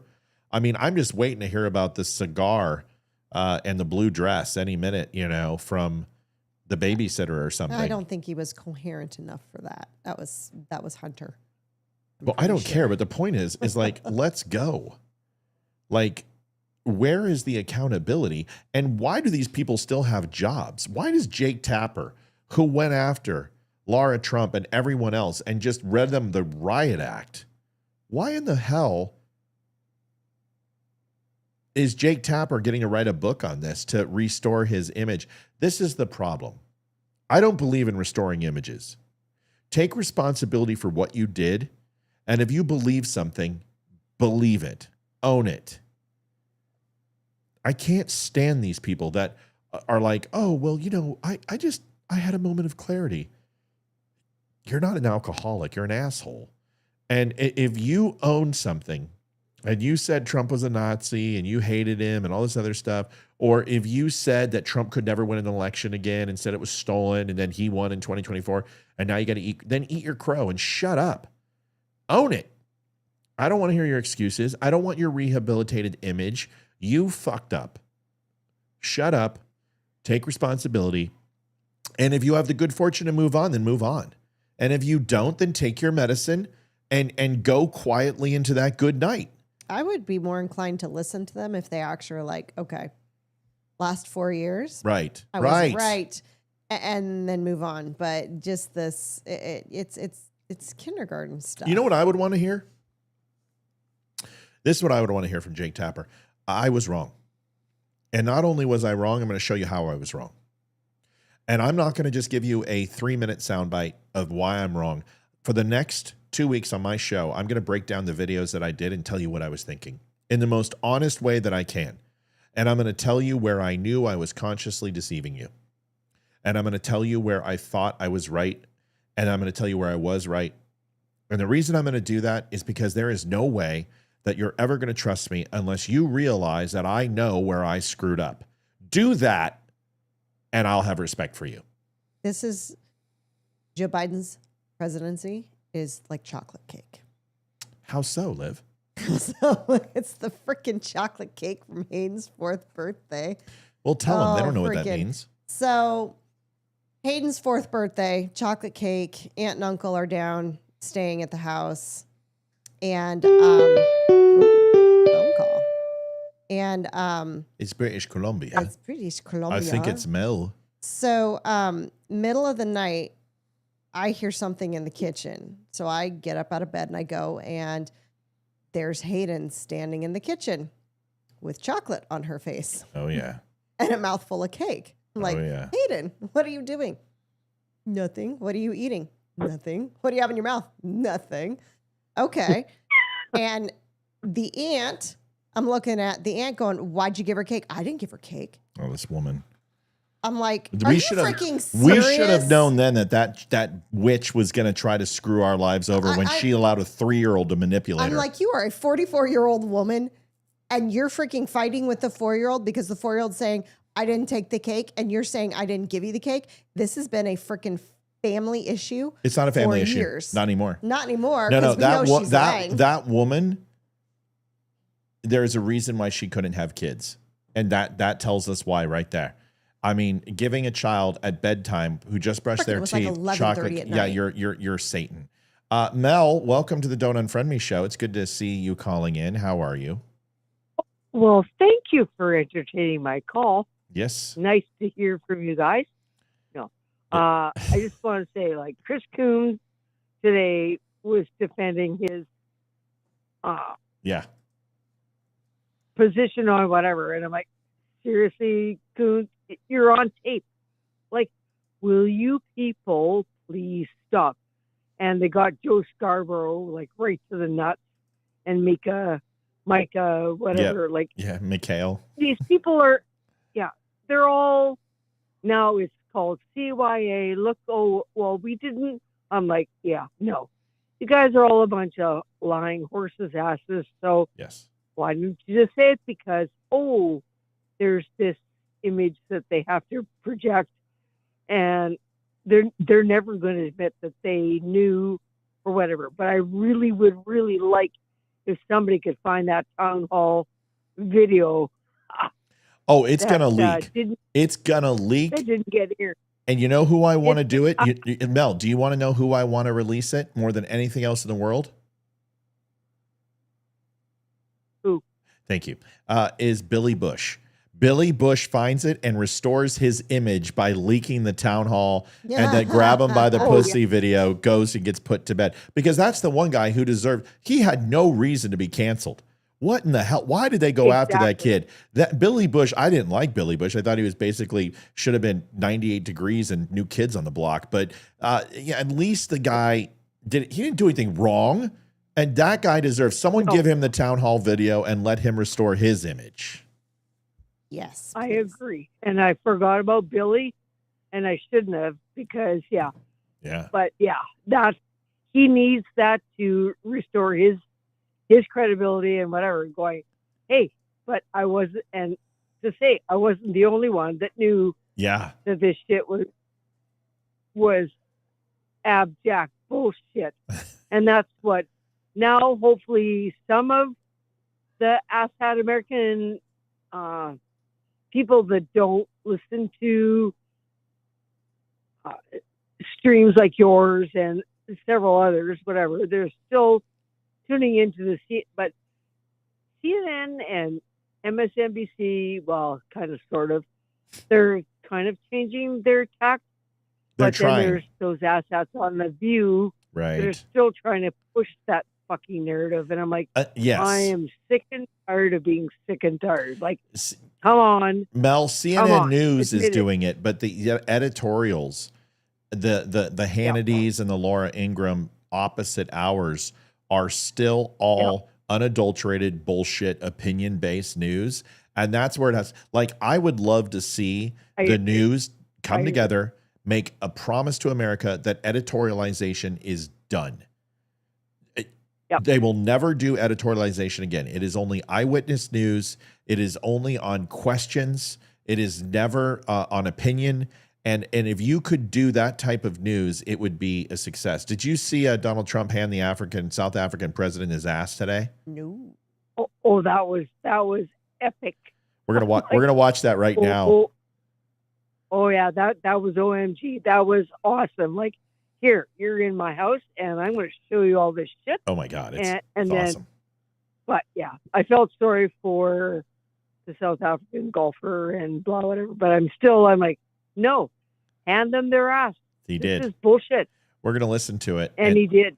He did. Thank you for your. It was awesome. Mel, thank you for your donation. Thank you for your huge donation on Friday night. I know you don't want to thank you, but I don't care. I'm going to do it anyway because my mother, although a complete ass, raised a good kid. So thank you. No, thank you. But yeah, no. Okay. Anyways, I love you guys. I love you too. Thanks, You're Mel. such a jerk. I love you. Bye. Bye. No. That's not, oh shit. That's not what it's all about. You're not doing it. You're new. You're not going to do it. Here is Donald Trump taking out. I've got some. Well, you know what? Let me show you the video of the South African president here not doing anything in regards to, wishing for genocide of white people. I'm just going to give you a taste of this. Here is just a little bit. Mandy, you are very welcome. We loved it. We had a great time. I'm going to read your email because you're that important to me. Let me read it.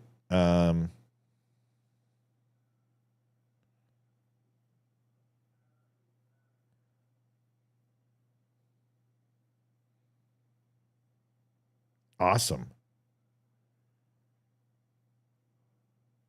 I love Jethro Tull. They're going to be our next guest. Yeah, good. You deserve to be here. We want do a documentary on this show. It's really compelling.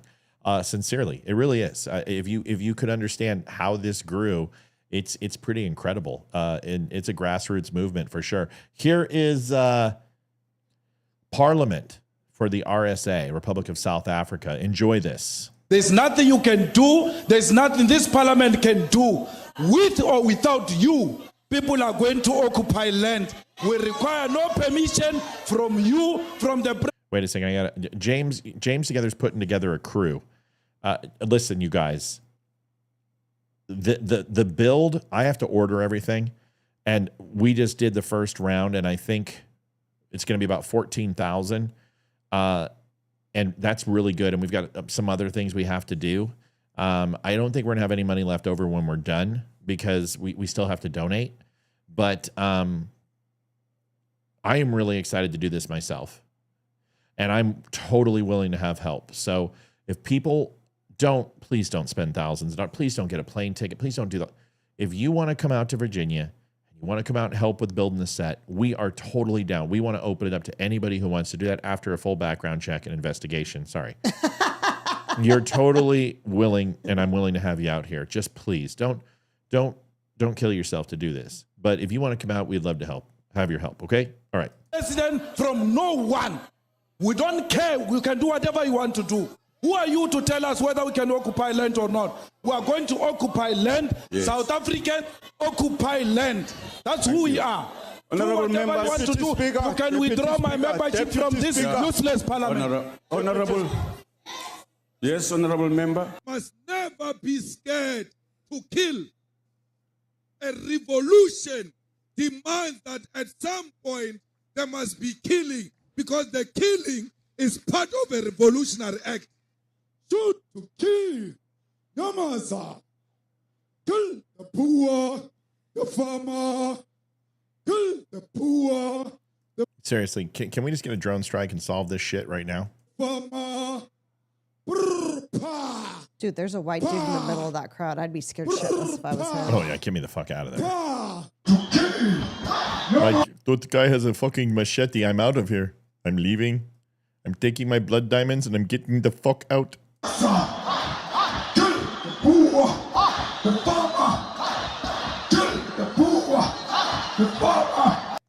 mayor of DA in PE is a white man. So these people, when you... So, yeah, that's not good. I'm going to go ahead and play the... oh, God, we got some fun stuff tonight. Folks, if you have not had a chance to donate, I know you donated to the Charlie Bubbles show, But the Don't Unfriend Me show needs some love too. Just FYI, we're at 6279.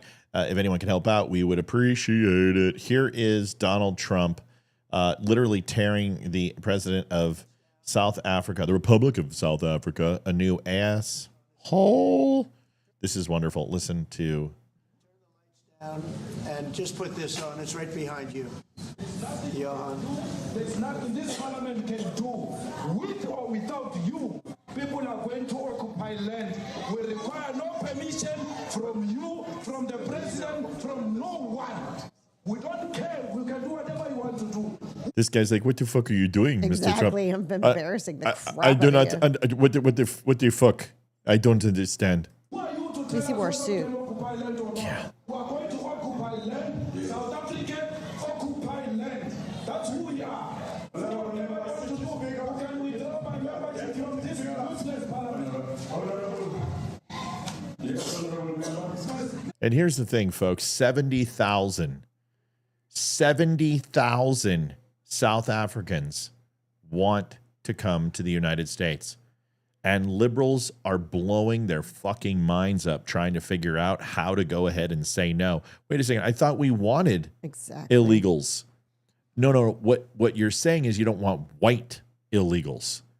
Isn't that interesting that when the foo is on the other shit and they're going to vote Republican, that you and twat waffles go ahead and say, no, we can't do that. Well, why not? And you guys say, well, of course they're white. Well, that's you saying that. That's you saying that. There are hundreds of thousands of people monthly that overstay visas who are not Mexican. So not only is it racist that you think all illegals are Mexican, it's also racist because you think that skin color matters, that all illegals should get the hell out of our country. These people have a reason to be here. It's not because they want free shit. A little upset about this. No, they're actually fleeing oppression. James, they're not coming here for the free phone and play ride. Right. Honey, get James our phone number and all that stuff so we can hook this up. James, look me up on Messenger. Here it is. Never be scared to kill. A revolution demands that at some point there must be killing because the killing is part of a revolutionary act. Shoot, kill, Gaza, kill the poor. No, I know they're not illegals, Thomas. I'm aware.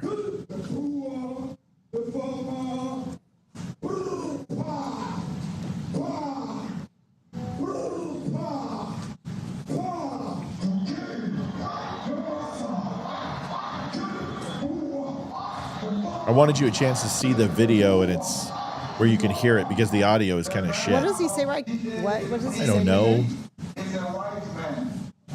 Kill Whitey, kill the cracker, some shit like that. I don't know. So these people, when you want to hit them hard, go after a white man. They feel a terrible pain because you have turned a white man. Not because Mashaba and Suri will not be touched.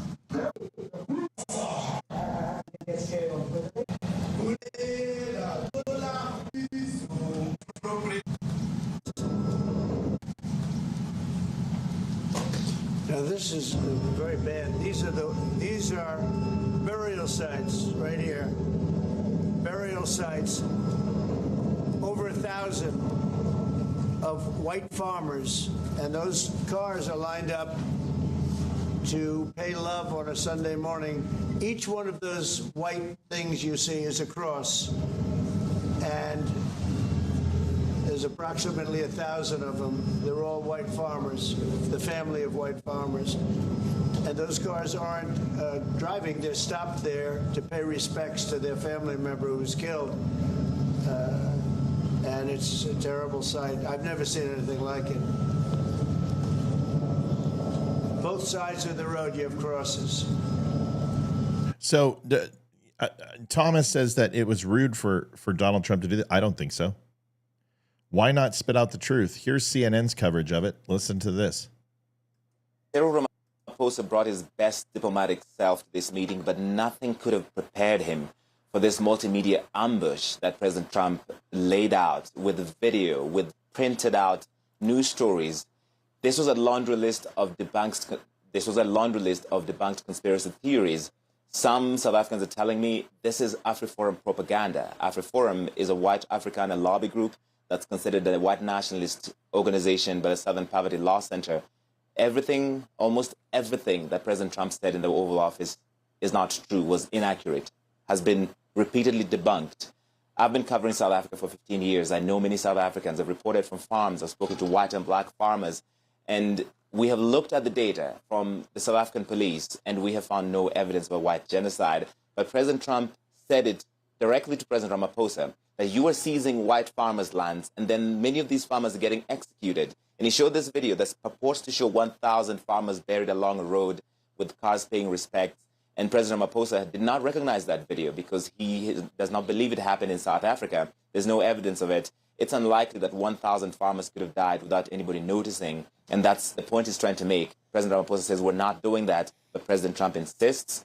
And then he brought John Steenhuisen. This is the Agriculture Minister of South Africa, a white man who has opposed, his party has opposed the DA, has opposed the ANC's party of Ramaphosa for 30 years. They're now in a coalition government. And he pointed out to those videos that showed Julius Malema singing that song, Kill the Boer, Kill the Farmer, and former President Jacob Zuma. And he said the reason why we're this coalition government is to avoid those men getting into power. And he said there's no white genocide. He's just come back from a large trade show with a lot of white farmers in South Africa. But President Trump did not believe him. I think the larger point President Ramaphosa made here is that if there was a white genocide, I would not have brought these famous white South Africans, an agriculture minister, two famous golfers, even a billionaire, the luxury magnate, Johan Rupert, who all support the argument that he's trying to make here. But none of it could have prepared him for what he's undergone in this White House conference. Then maybe he shouldn't have denied everything before his trip. And the problem is that how is it an ambush when Ramaphosa asked for the interview? He asked for the meeting with Donald Trump. How is that an ambush? Maybe you shouldn't have asked for a meeting. Maybe you should be prepared. I'm sorry. Listen, Africa is a shithole. And the amount of genocide and the amount of death that has happened there from black on black genocide is incredible. From Kenya to Marombi, we can go throughout the entire continent. And you can go to the Congo, you can go to the blood diamonds, you can go to the rare earth minerals that are there, where people are killing the drug trade.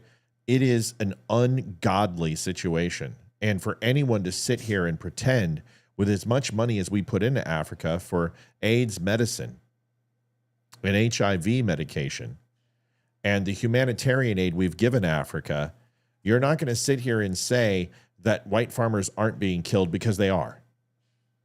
And it may not be to the level that you can call it a genocide, but there is an open hatred and a call for violence against white people. And let's remember that this is the country of apartheid. And this is the country that had white people overruling South Africa, but they were not mass murdering the constituents. The reason why this mass thing is happening and this whole thing is conflicting is because most of the farmers are white, 70+%. And there is a disproportionate number of black farmers to white farmers. So instead of taking the time to make sure that you are providing the best quality product, that you are working your way up and being successful. And I understand this is not America. I understand what it's like in South Africa, that there's still inherent racism in everything that they do. I get it. But killing white people and stealing from your fellow man is not the way to gain respect in this country. This has been going on in this country for 500 years. And if you want to go ahead and tie it back to the slave trade, if you want to tie it back to the opium distribution, if you want to take a look to the heroin distribution, if you want to look at blood diamonds, if you want to look at sex trafficking and slavery from a modern day standpoint, this is the country. And to sit here and pretend that it's not is, in my opinion, disrespectful to the United States. Maybe he shouldn't have denied everything. Maybe he should have been open and said, listen, I know we have problems and there's a lot of things, and hatred towards white people is exceptionally high, and I need to do a better job. Something, anything, but that's not what happened.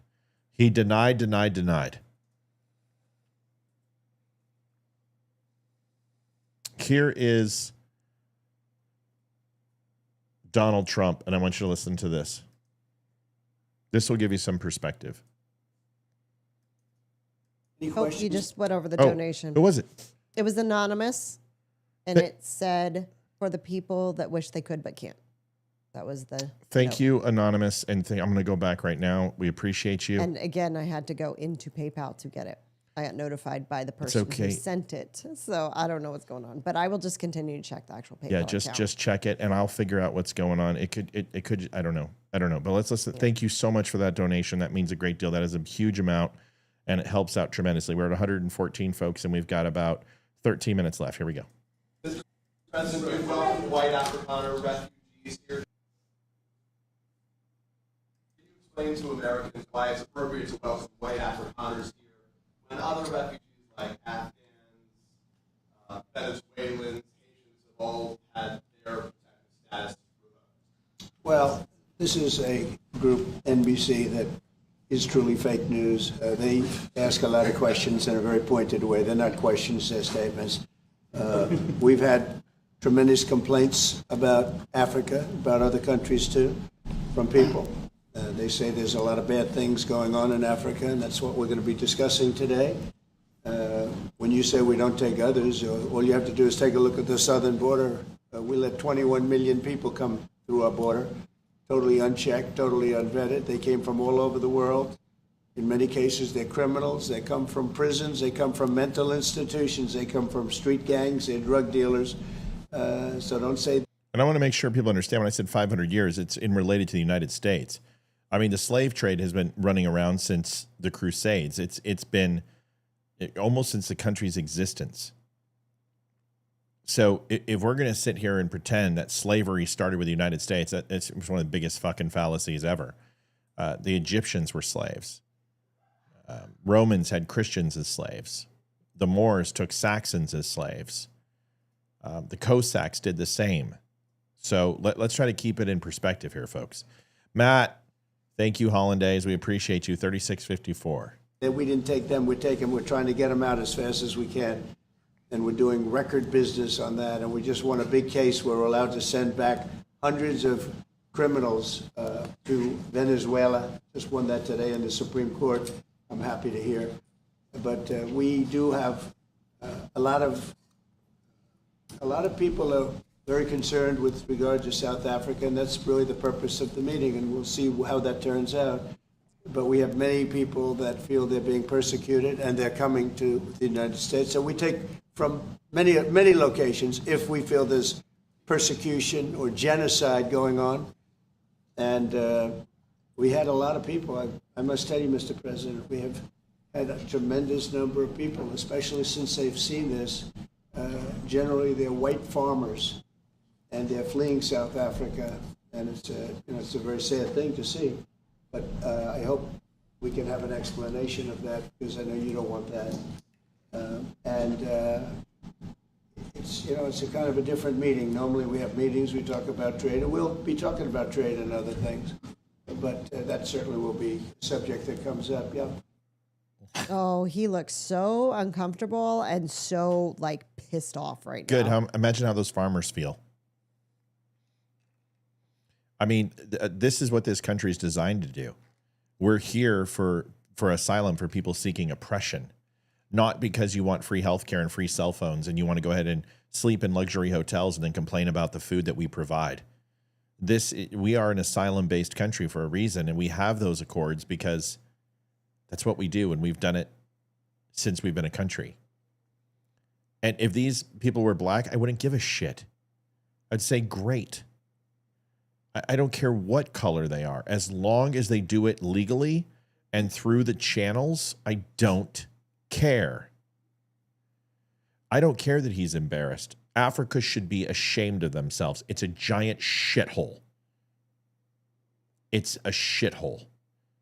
The only benefit to go to Africa is to surf and shoot animals. That's it. Everything else, fuck that place. I'm sorry. I'm sorry. You could have modernized the coastal cities. You could have went ahead and got the drug smugglers and the slave traders out, the pirates out, and you could have created industry through travel and vacation. You could have been a destination location for vacations and tourism. Yep. Africa could have fixed itself a long time ago. Then they would have built infrastructure on the tourism trade. Then they could have go ahead and invested in other things like science and ag and tech. But they didn't do that. They had people throw money at them and they let their people die. They didn't educate them on safe sex. They didn't educate them on contraception. They didn't make sure they had the right water. And if it wasn't AIDS and HIV, it would be Ebola killing them. And if it wasn't that, it would be dysentery. And if it wasn't dysentery, it would be some other intestinal disease from all of the worms inside of their bodies and parasites. South Africa, North Africa, East Africa, West Africa, same shit, different pile.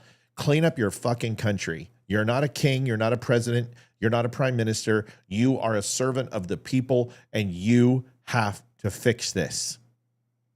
That's it. That's it. And I'm glad Trump did it. I'm not embarrassed. Yep. Good for Donald Trump. Same thing. He did it to Zelensky. Do it to everybody. Get Merkel up there. Get Macron up there. Embarrass all of them on the world stage. Because why? Because Donald Trump's shit doesn't stink. Homeboy is crushing it. And you know what? When you're winning, it ain't bragging if it's true. Winning. I wonder if he has tiger blood. I've got tiger blood. He's got alligator blood. He I was keeps thinking more hanging along around. the lines of Hanging around. Charlie Sheen's rant. I know tiger blood. I know, but I wanted the little rounders. Yeah, the poachers killing rhino. I mean, if it's not one thing, it's another in Africa. And if it's not a disease, an intestinal disease, they're murdering each other over ethnicity. Because you may talk about genocide, but it's ethnic cleansing, and it's still going on in Africa. And if you think they're not going to literally murder those white farmers,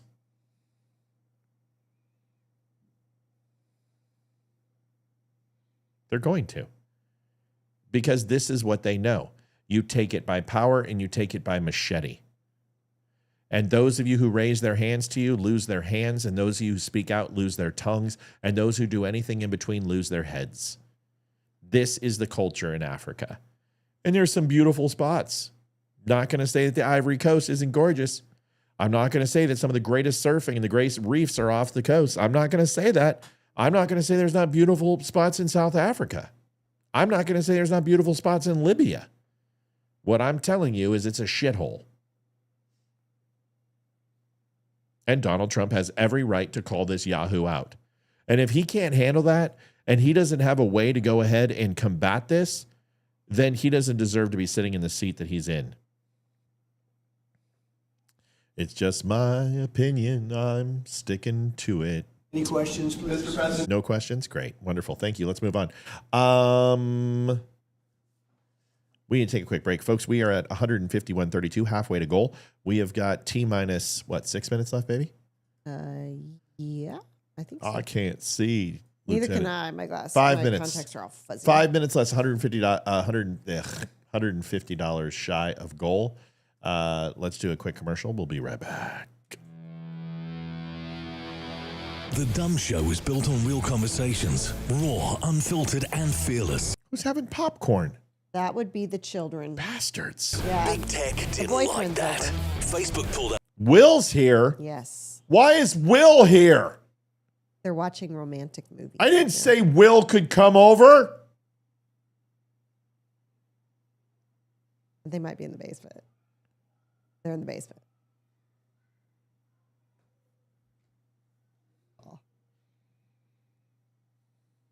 Really? Is that so?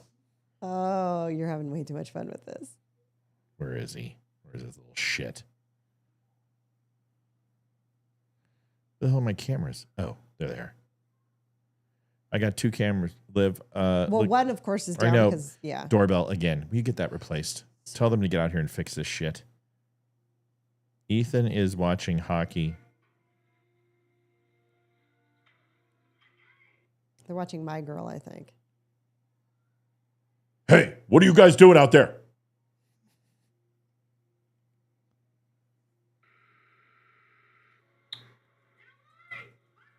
Get your hands where I can see them.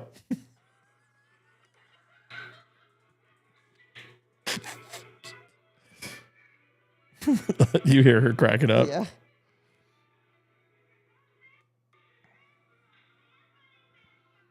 Hold on, I'm trying to share it.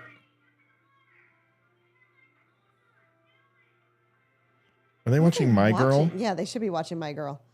That's what she asked. So this is what I opened up when I looked at the cameras. Let's see if it shows up.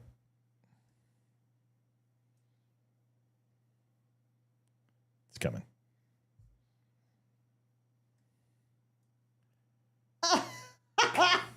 They're upstairs. Oh, I thought they were in the basement. What a bunch of shits. Oh my goodness, that's hilarious. That's horrible. I'm gonna go out and beat that kid. Get your hands off my kid. No, it's innocent. You know, and cute. Hayden invited him and two of his friends over for the birthday party. What? Yeah. She never wants anybody but women. Girls over. Yeah, she invited Will, and so he wasn't the only guy here. She told him he could bring a couple friends. So there is something called an alpha camp. Now, when liberals went and did their screaming camp, a bunch of women went in the forest and just screamed because of Donald Trump, and they had to pay like $5,000 for that shit. You remember when we were like, please give it to us? Like that would feed us for like a year. Yeah. I got to call out these wannabe cuck conservative alpha wannabe soy boys spending $18,000 to make real men of them by putting them through wannabuds, U.S. Gravy SEALs, MEAL Team 6, putting these guys through mock SEAL training. Turning into men? Yeah, so you go to this camp. I don't think there's any hope for you if you're going to pay $18,000 for that. They give you $18,000. I'll do it for $18. I'll turn you into a man. It's pretty simple. All we got to do is find your balls in your wife's purse. Here is what they do. First of all, you don't get a printed T-shirt. You use an indelible Sharpie and a stencil to put your name on. If you're going to pretend you're in the military, you don't get to wear tennis shoes. You get boondocks. And you also get some shorts that are not that. If you're going to pretend to be a SEAL, why don't you try to do it the right way and shave your fucking beard at the same time? Here it is. Watch this. To be here, fucking quit. You piece of shit. I want to be a better man. I want to be a better husband. I want to be a better father. I want to be a better, you fucking whiny piece of shit. None of you deserve to be here. Back. You better move with a fucking purpose. Belly. Feet. Just so stupid. Back. Oh my gosh, this is hilarious. Belly. Feet. Back. Hurry up. Belly. Feet. Back. Get over here. Where's you? You fucking slow fat one. Both of you. You gonna sit? Get over here, fucking quitter, unquitter. Fuck you, unquit. Never heard of that shit. Sit down. Sit down right here. You two are gonna share this fucking cookie. All of you start crawling. Start crawling. Yeah. They're gonna crawl and suffer until you're done with that cookie. Till the both of you are done sharing that fucking cookie. Go. Eat the fucking cookie. Eat the fucking cookie. All right, you can suffer until you eat till you finish the fucking cookie. Cool. Yeah, just sit there. Just sit there. Eat the fucking cookie. They're gonna suffer until you're done eating it, and you better fucking share it. Sharing is caring. This is the most latent homosexual shit I've ever seen. This is not brotherhood. This is not the way it's done. Doing? I don't. Well, they're trying grappling techniques. I was gonna say they're living out their wildest dreams. You should really use lube for this. The bitch and the beast. The bitch is the inner critic. The beast is the advocate. The advocate supports you, roots you on, cheers for you. But the critic, your inner bitch, is always doubting you and telling you that you can't and that you've done war with the weights. Are you touching me? Are you touching me? Are you touching me? Get the fuck off of me! Get the fuck off of me! You little bitch! I'm not touching you, bitch! All of you get in the fucking tub! Get in the tub! Every one of you! Okay. I'd call them beta males, not alpha males, but okay. This is the... Okay. broke back workout. This is not the way it's done. And someone who has not been through buds, but someone who knows hundreds of people who've been through buds and worked with teams and understand camaraderie, it is not designed to do that. Now, there's no doubt that there is a process that takes place in this process, and you are punished when you screw up. But being ridiculed to that level is not what it's designed to do.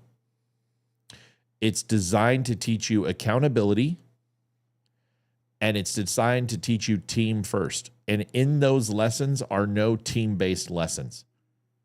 The lessons being given are individual lessons, which does not create men.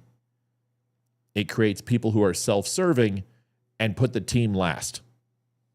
You're literally turning them into the opposite of what you're trying to accomplish. Anybody who's been in boot camp knows this.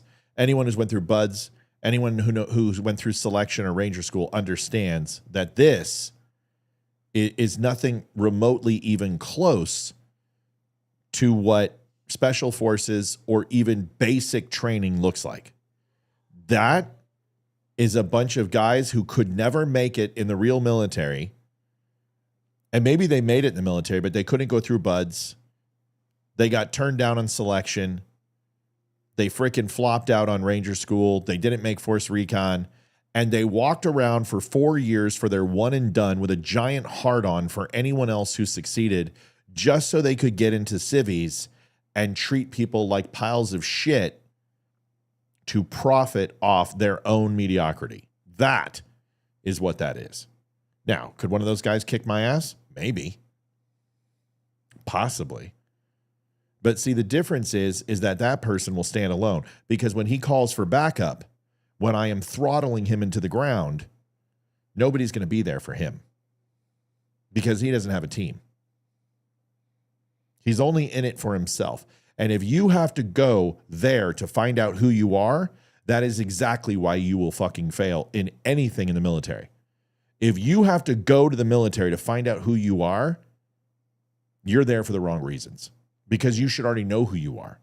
That calling should have been inherited in you for a long time, and you are literally trying to gain traction or guidance to put yourself on the right course of action.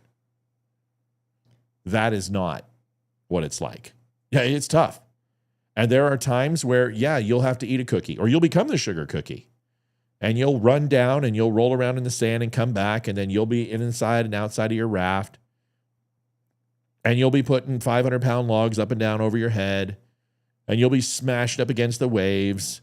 And you'll be doing sit-ups backwards in the ocean. And you'll want to piss on your buddy to keep him warm. And all those things will take place. But the degradation is self-fulfilled. And it's either from a physical, mental, or both that will take place. And very, very rarely do the instructors need to treat anyone like that to break you down, because you are physically and mentally exhausted. Because the evolutions are designed to do that so they can get you at your core value, to identify whether you are going to be able to find more somewhere when there's nothing left. So when you get 6 rounds into your midsection, you still continue to fight. You still continue to crawl. If you've got fight left in you, then the fight's not done. That is what they're trying to show you. Not if you can hold a sledgehammer and literally have unbelievable circumstances of trying to destroy somebody to where they get hurt, or they have so much mental and physical anguish that they literally take that sledgehammer to your face. Because I'm not going to lie, you try to do that to somebody who really went through it, and they're just going to look at you and they're going to laugh. They're going to laugh at you. And you can scream at them all you want, and they're just going to be like, dude, you are such not the real deal. It's a joke. Bubba says, "Hoo-ah." So Bubba knows what I'm talking about. And that is not real. Is that what a real man looks like, Liv? No. You- Not in my opinion. You put the team first. You put the team first. And I don't know why anyone would pay $18,000. I can tell every one of those guys what's wrong with them. There isn't anything wrong with you. This is who you are. Now learn to hone and strengthen the softer parts of you with the stronger parts. Take your strength to leverage your weakness. That's it. Turn your weaknesses into mediocrity and accentuate your strengths. And if you do that, you'll be successful. But you're not going to be something you're not. And none of those guys have it in them. If they would have joined it and done it for real. It's crazy. I'm all about like self-help and outward bound and all that type of shit and, sing Kumbaya and sit around in a circle and tell stories. Fine, whatever. But if you're going to be a U.S. Gravy SEAL, if you're going to be MEAL Team 6, all you're going to be sitting there is, I shoulda, coulda, woulda, and you never did. So stop pretending that you're going to find yourself or somehow validate that you never served and that this course is going to alleviate that guilt that you feel. Just embrace the fact that you didn't and be happy for the people that did and just embrace who you are. I just can't stand that shit. It just drives me crazy. That's it. I'm sorry. That's all. Do you want to go through that course, Liv? No, I'm good. There's a reason I did not join the military. Joseph says, at Air Force boot camp, I learned how to sell Girl Scout cookies and knit sweaters.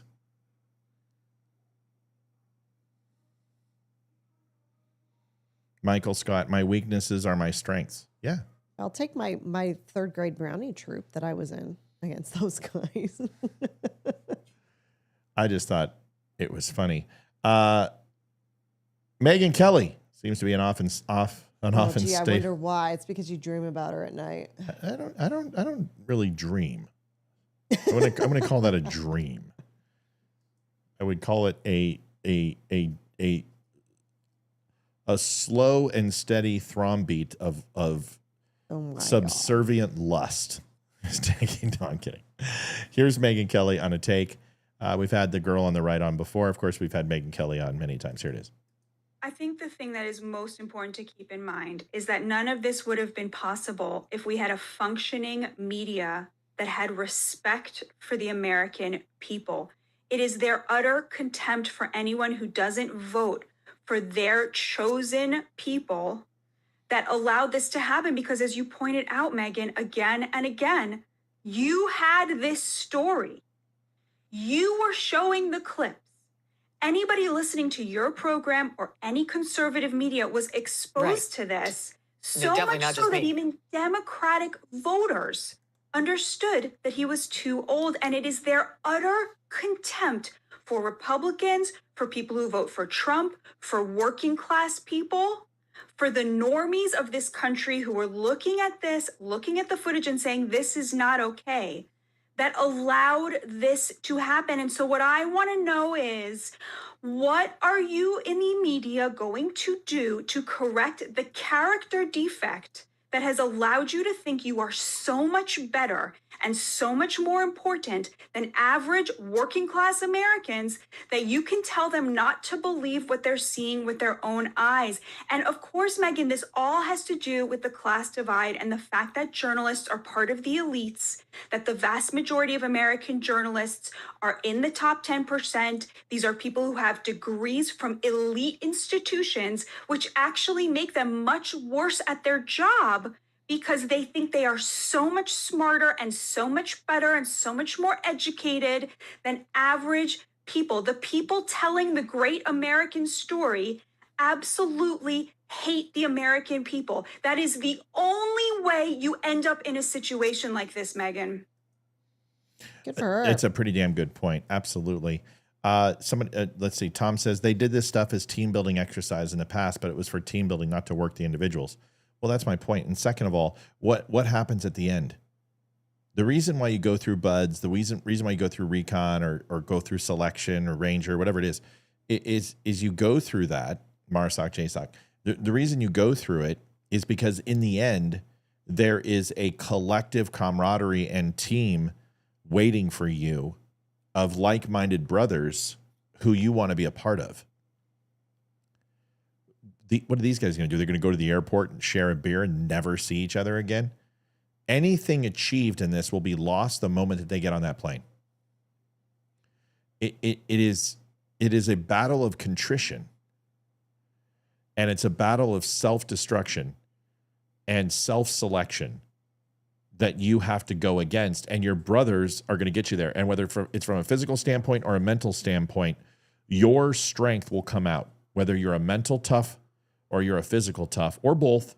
And there's guys who I absolutely know were mentally and physically, but very rarely is it my understanding that anybody who went through buds or recon or anything else did not have a breaking point, whether they rolled back, whether they did drop on request, no matter what it would be, that they had a breaking point through buds and through their probationary period to be assigned to a team.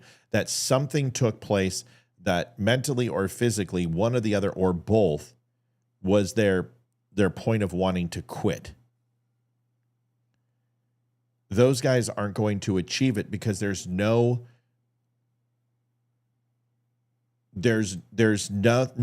that's going to happen to them that they can't hide. If they roll out of that and just walk off and quit, nobody's going to know. If they succeed, nobody's going to know. And they don't obtain anything. So it's like people who go and they do a New Year's resolution and lose some weight 30 days, they're going to gain it right back because their commitment, there's no skin in the game. That's my point.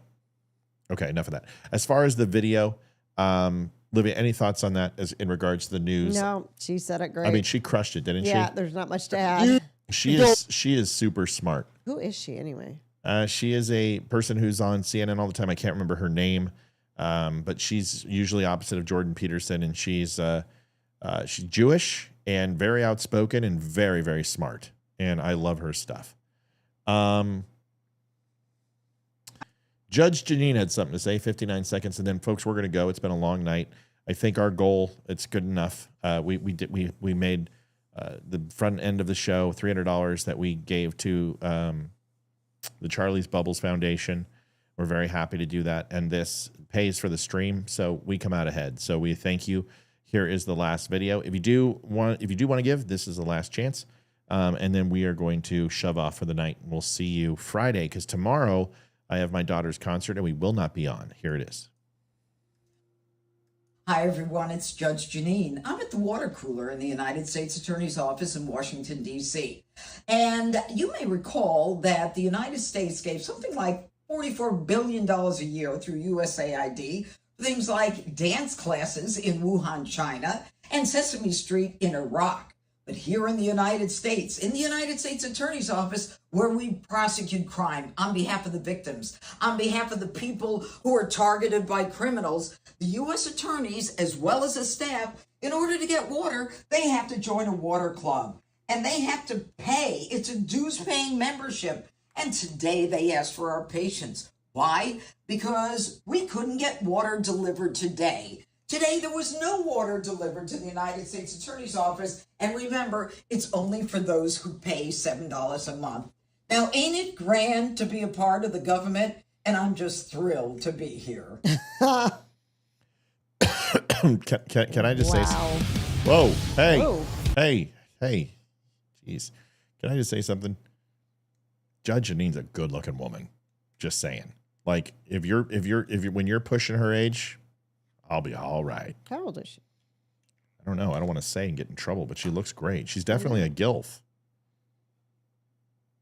She's beautiful. I think she looks better there without all the makeup and stuff, you know?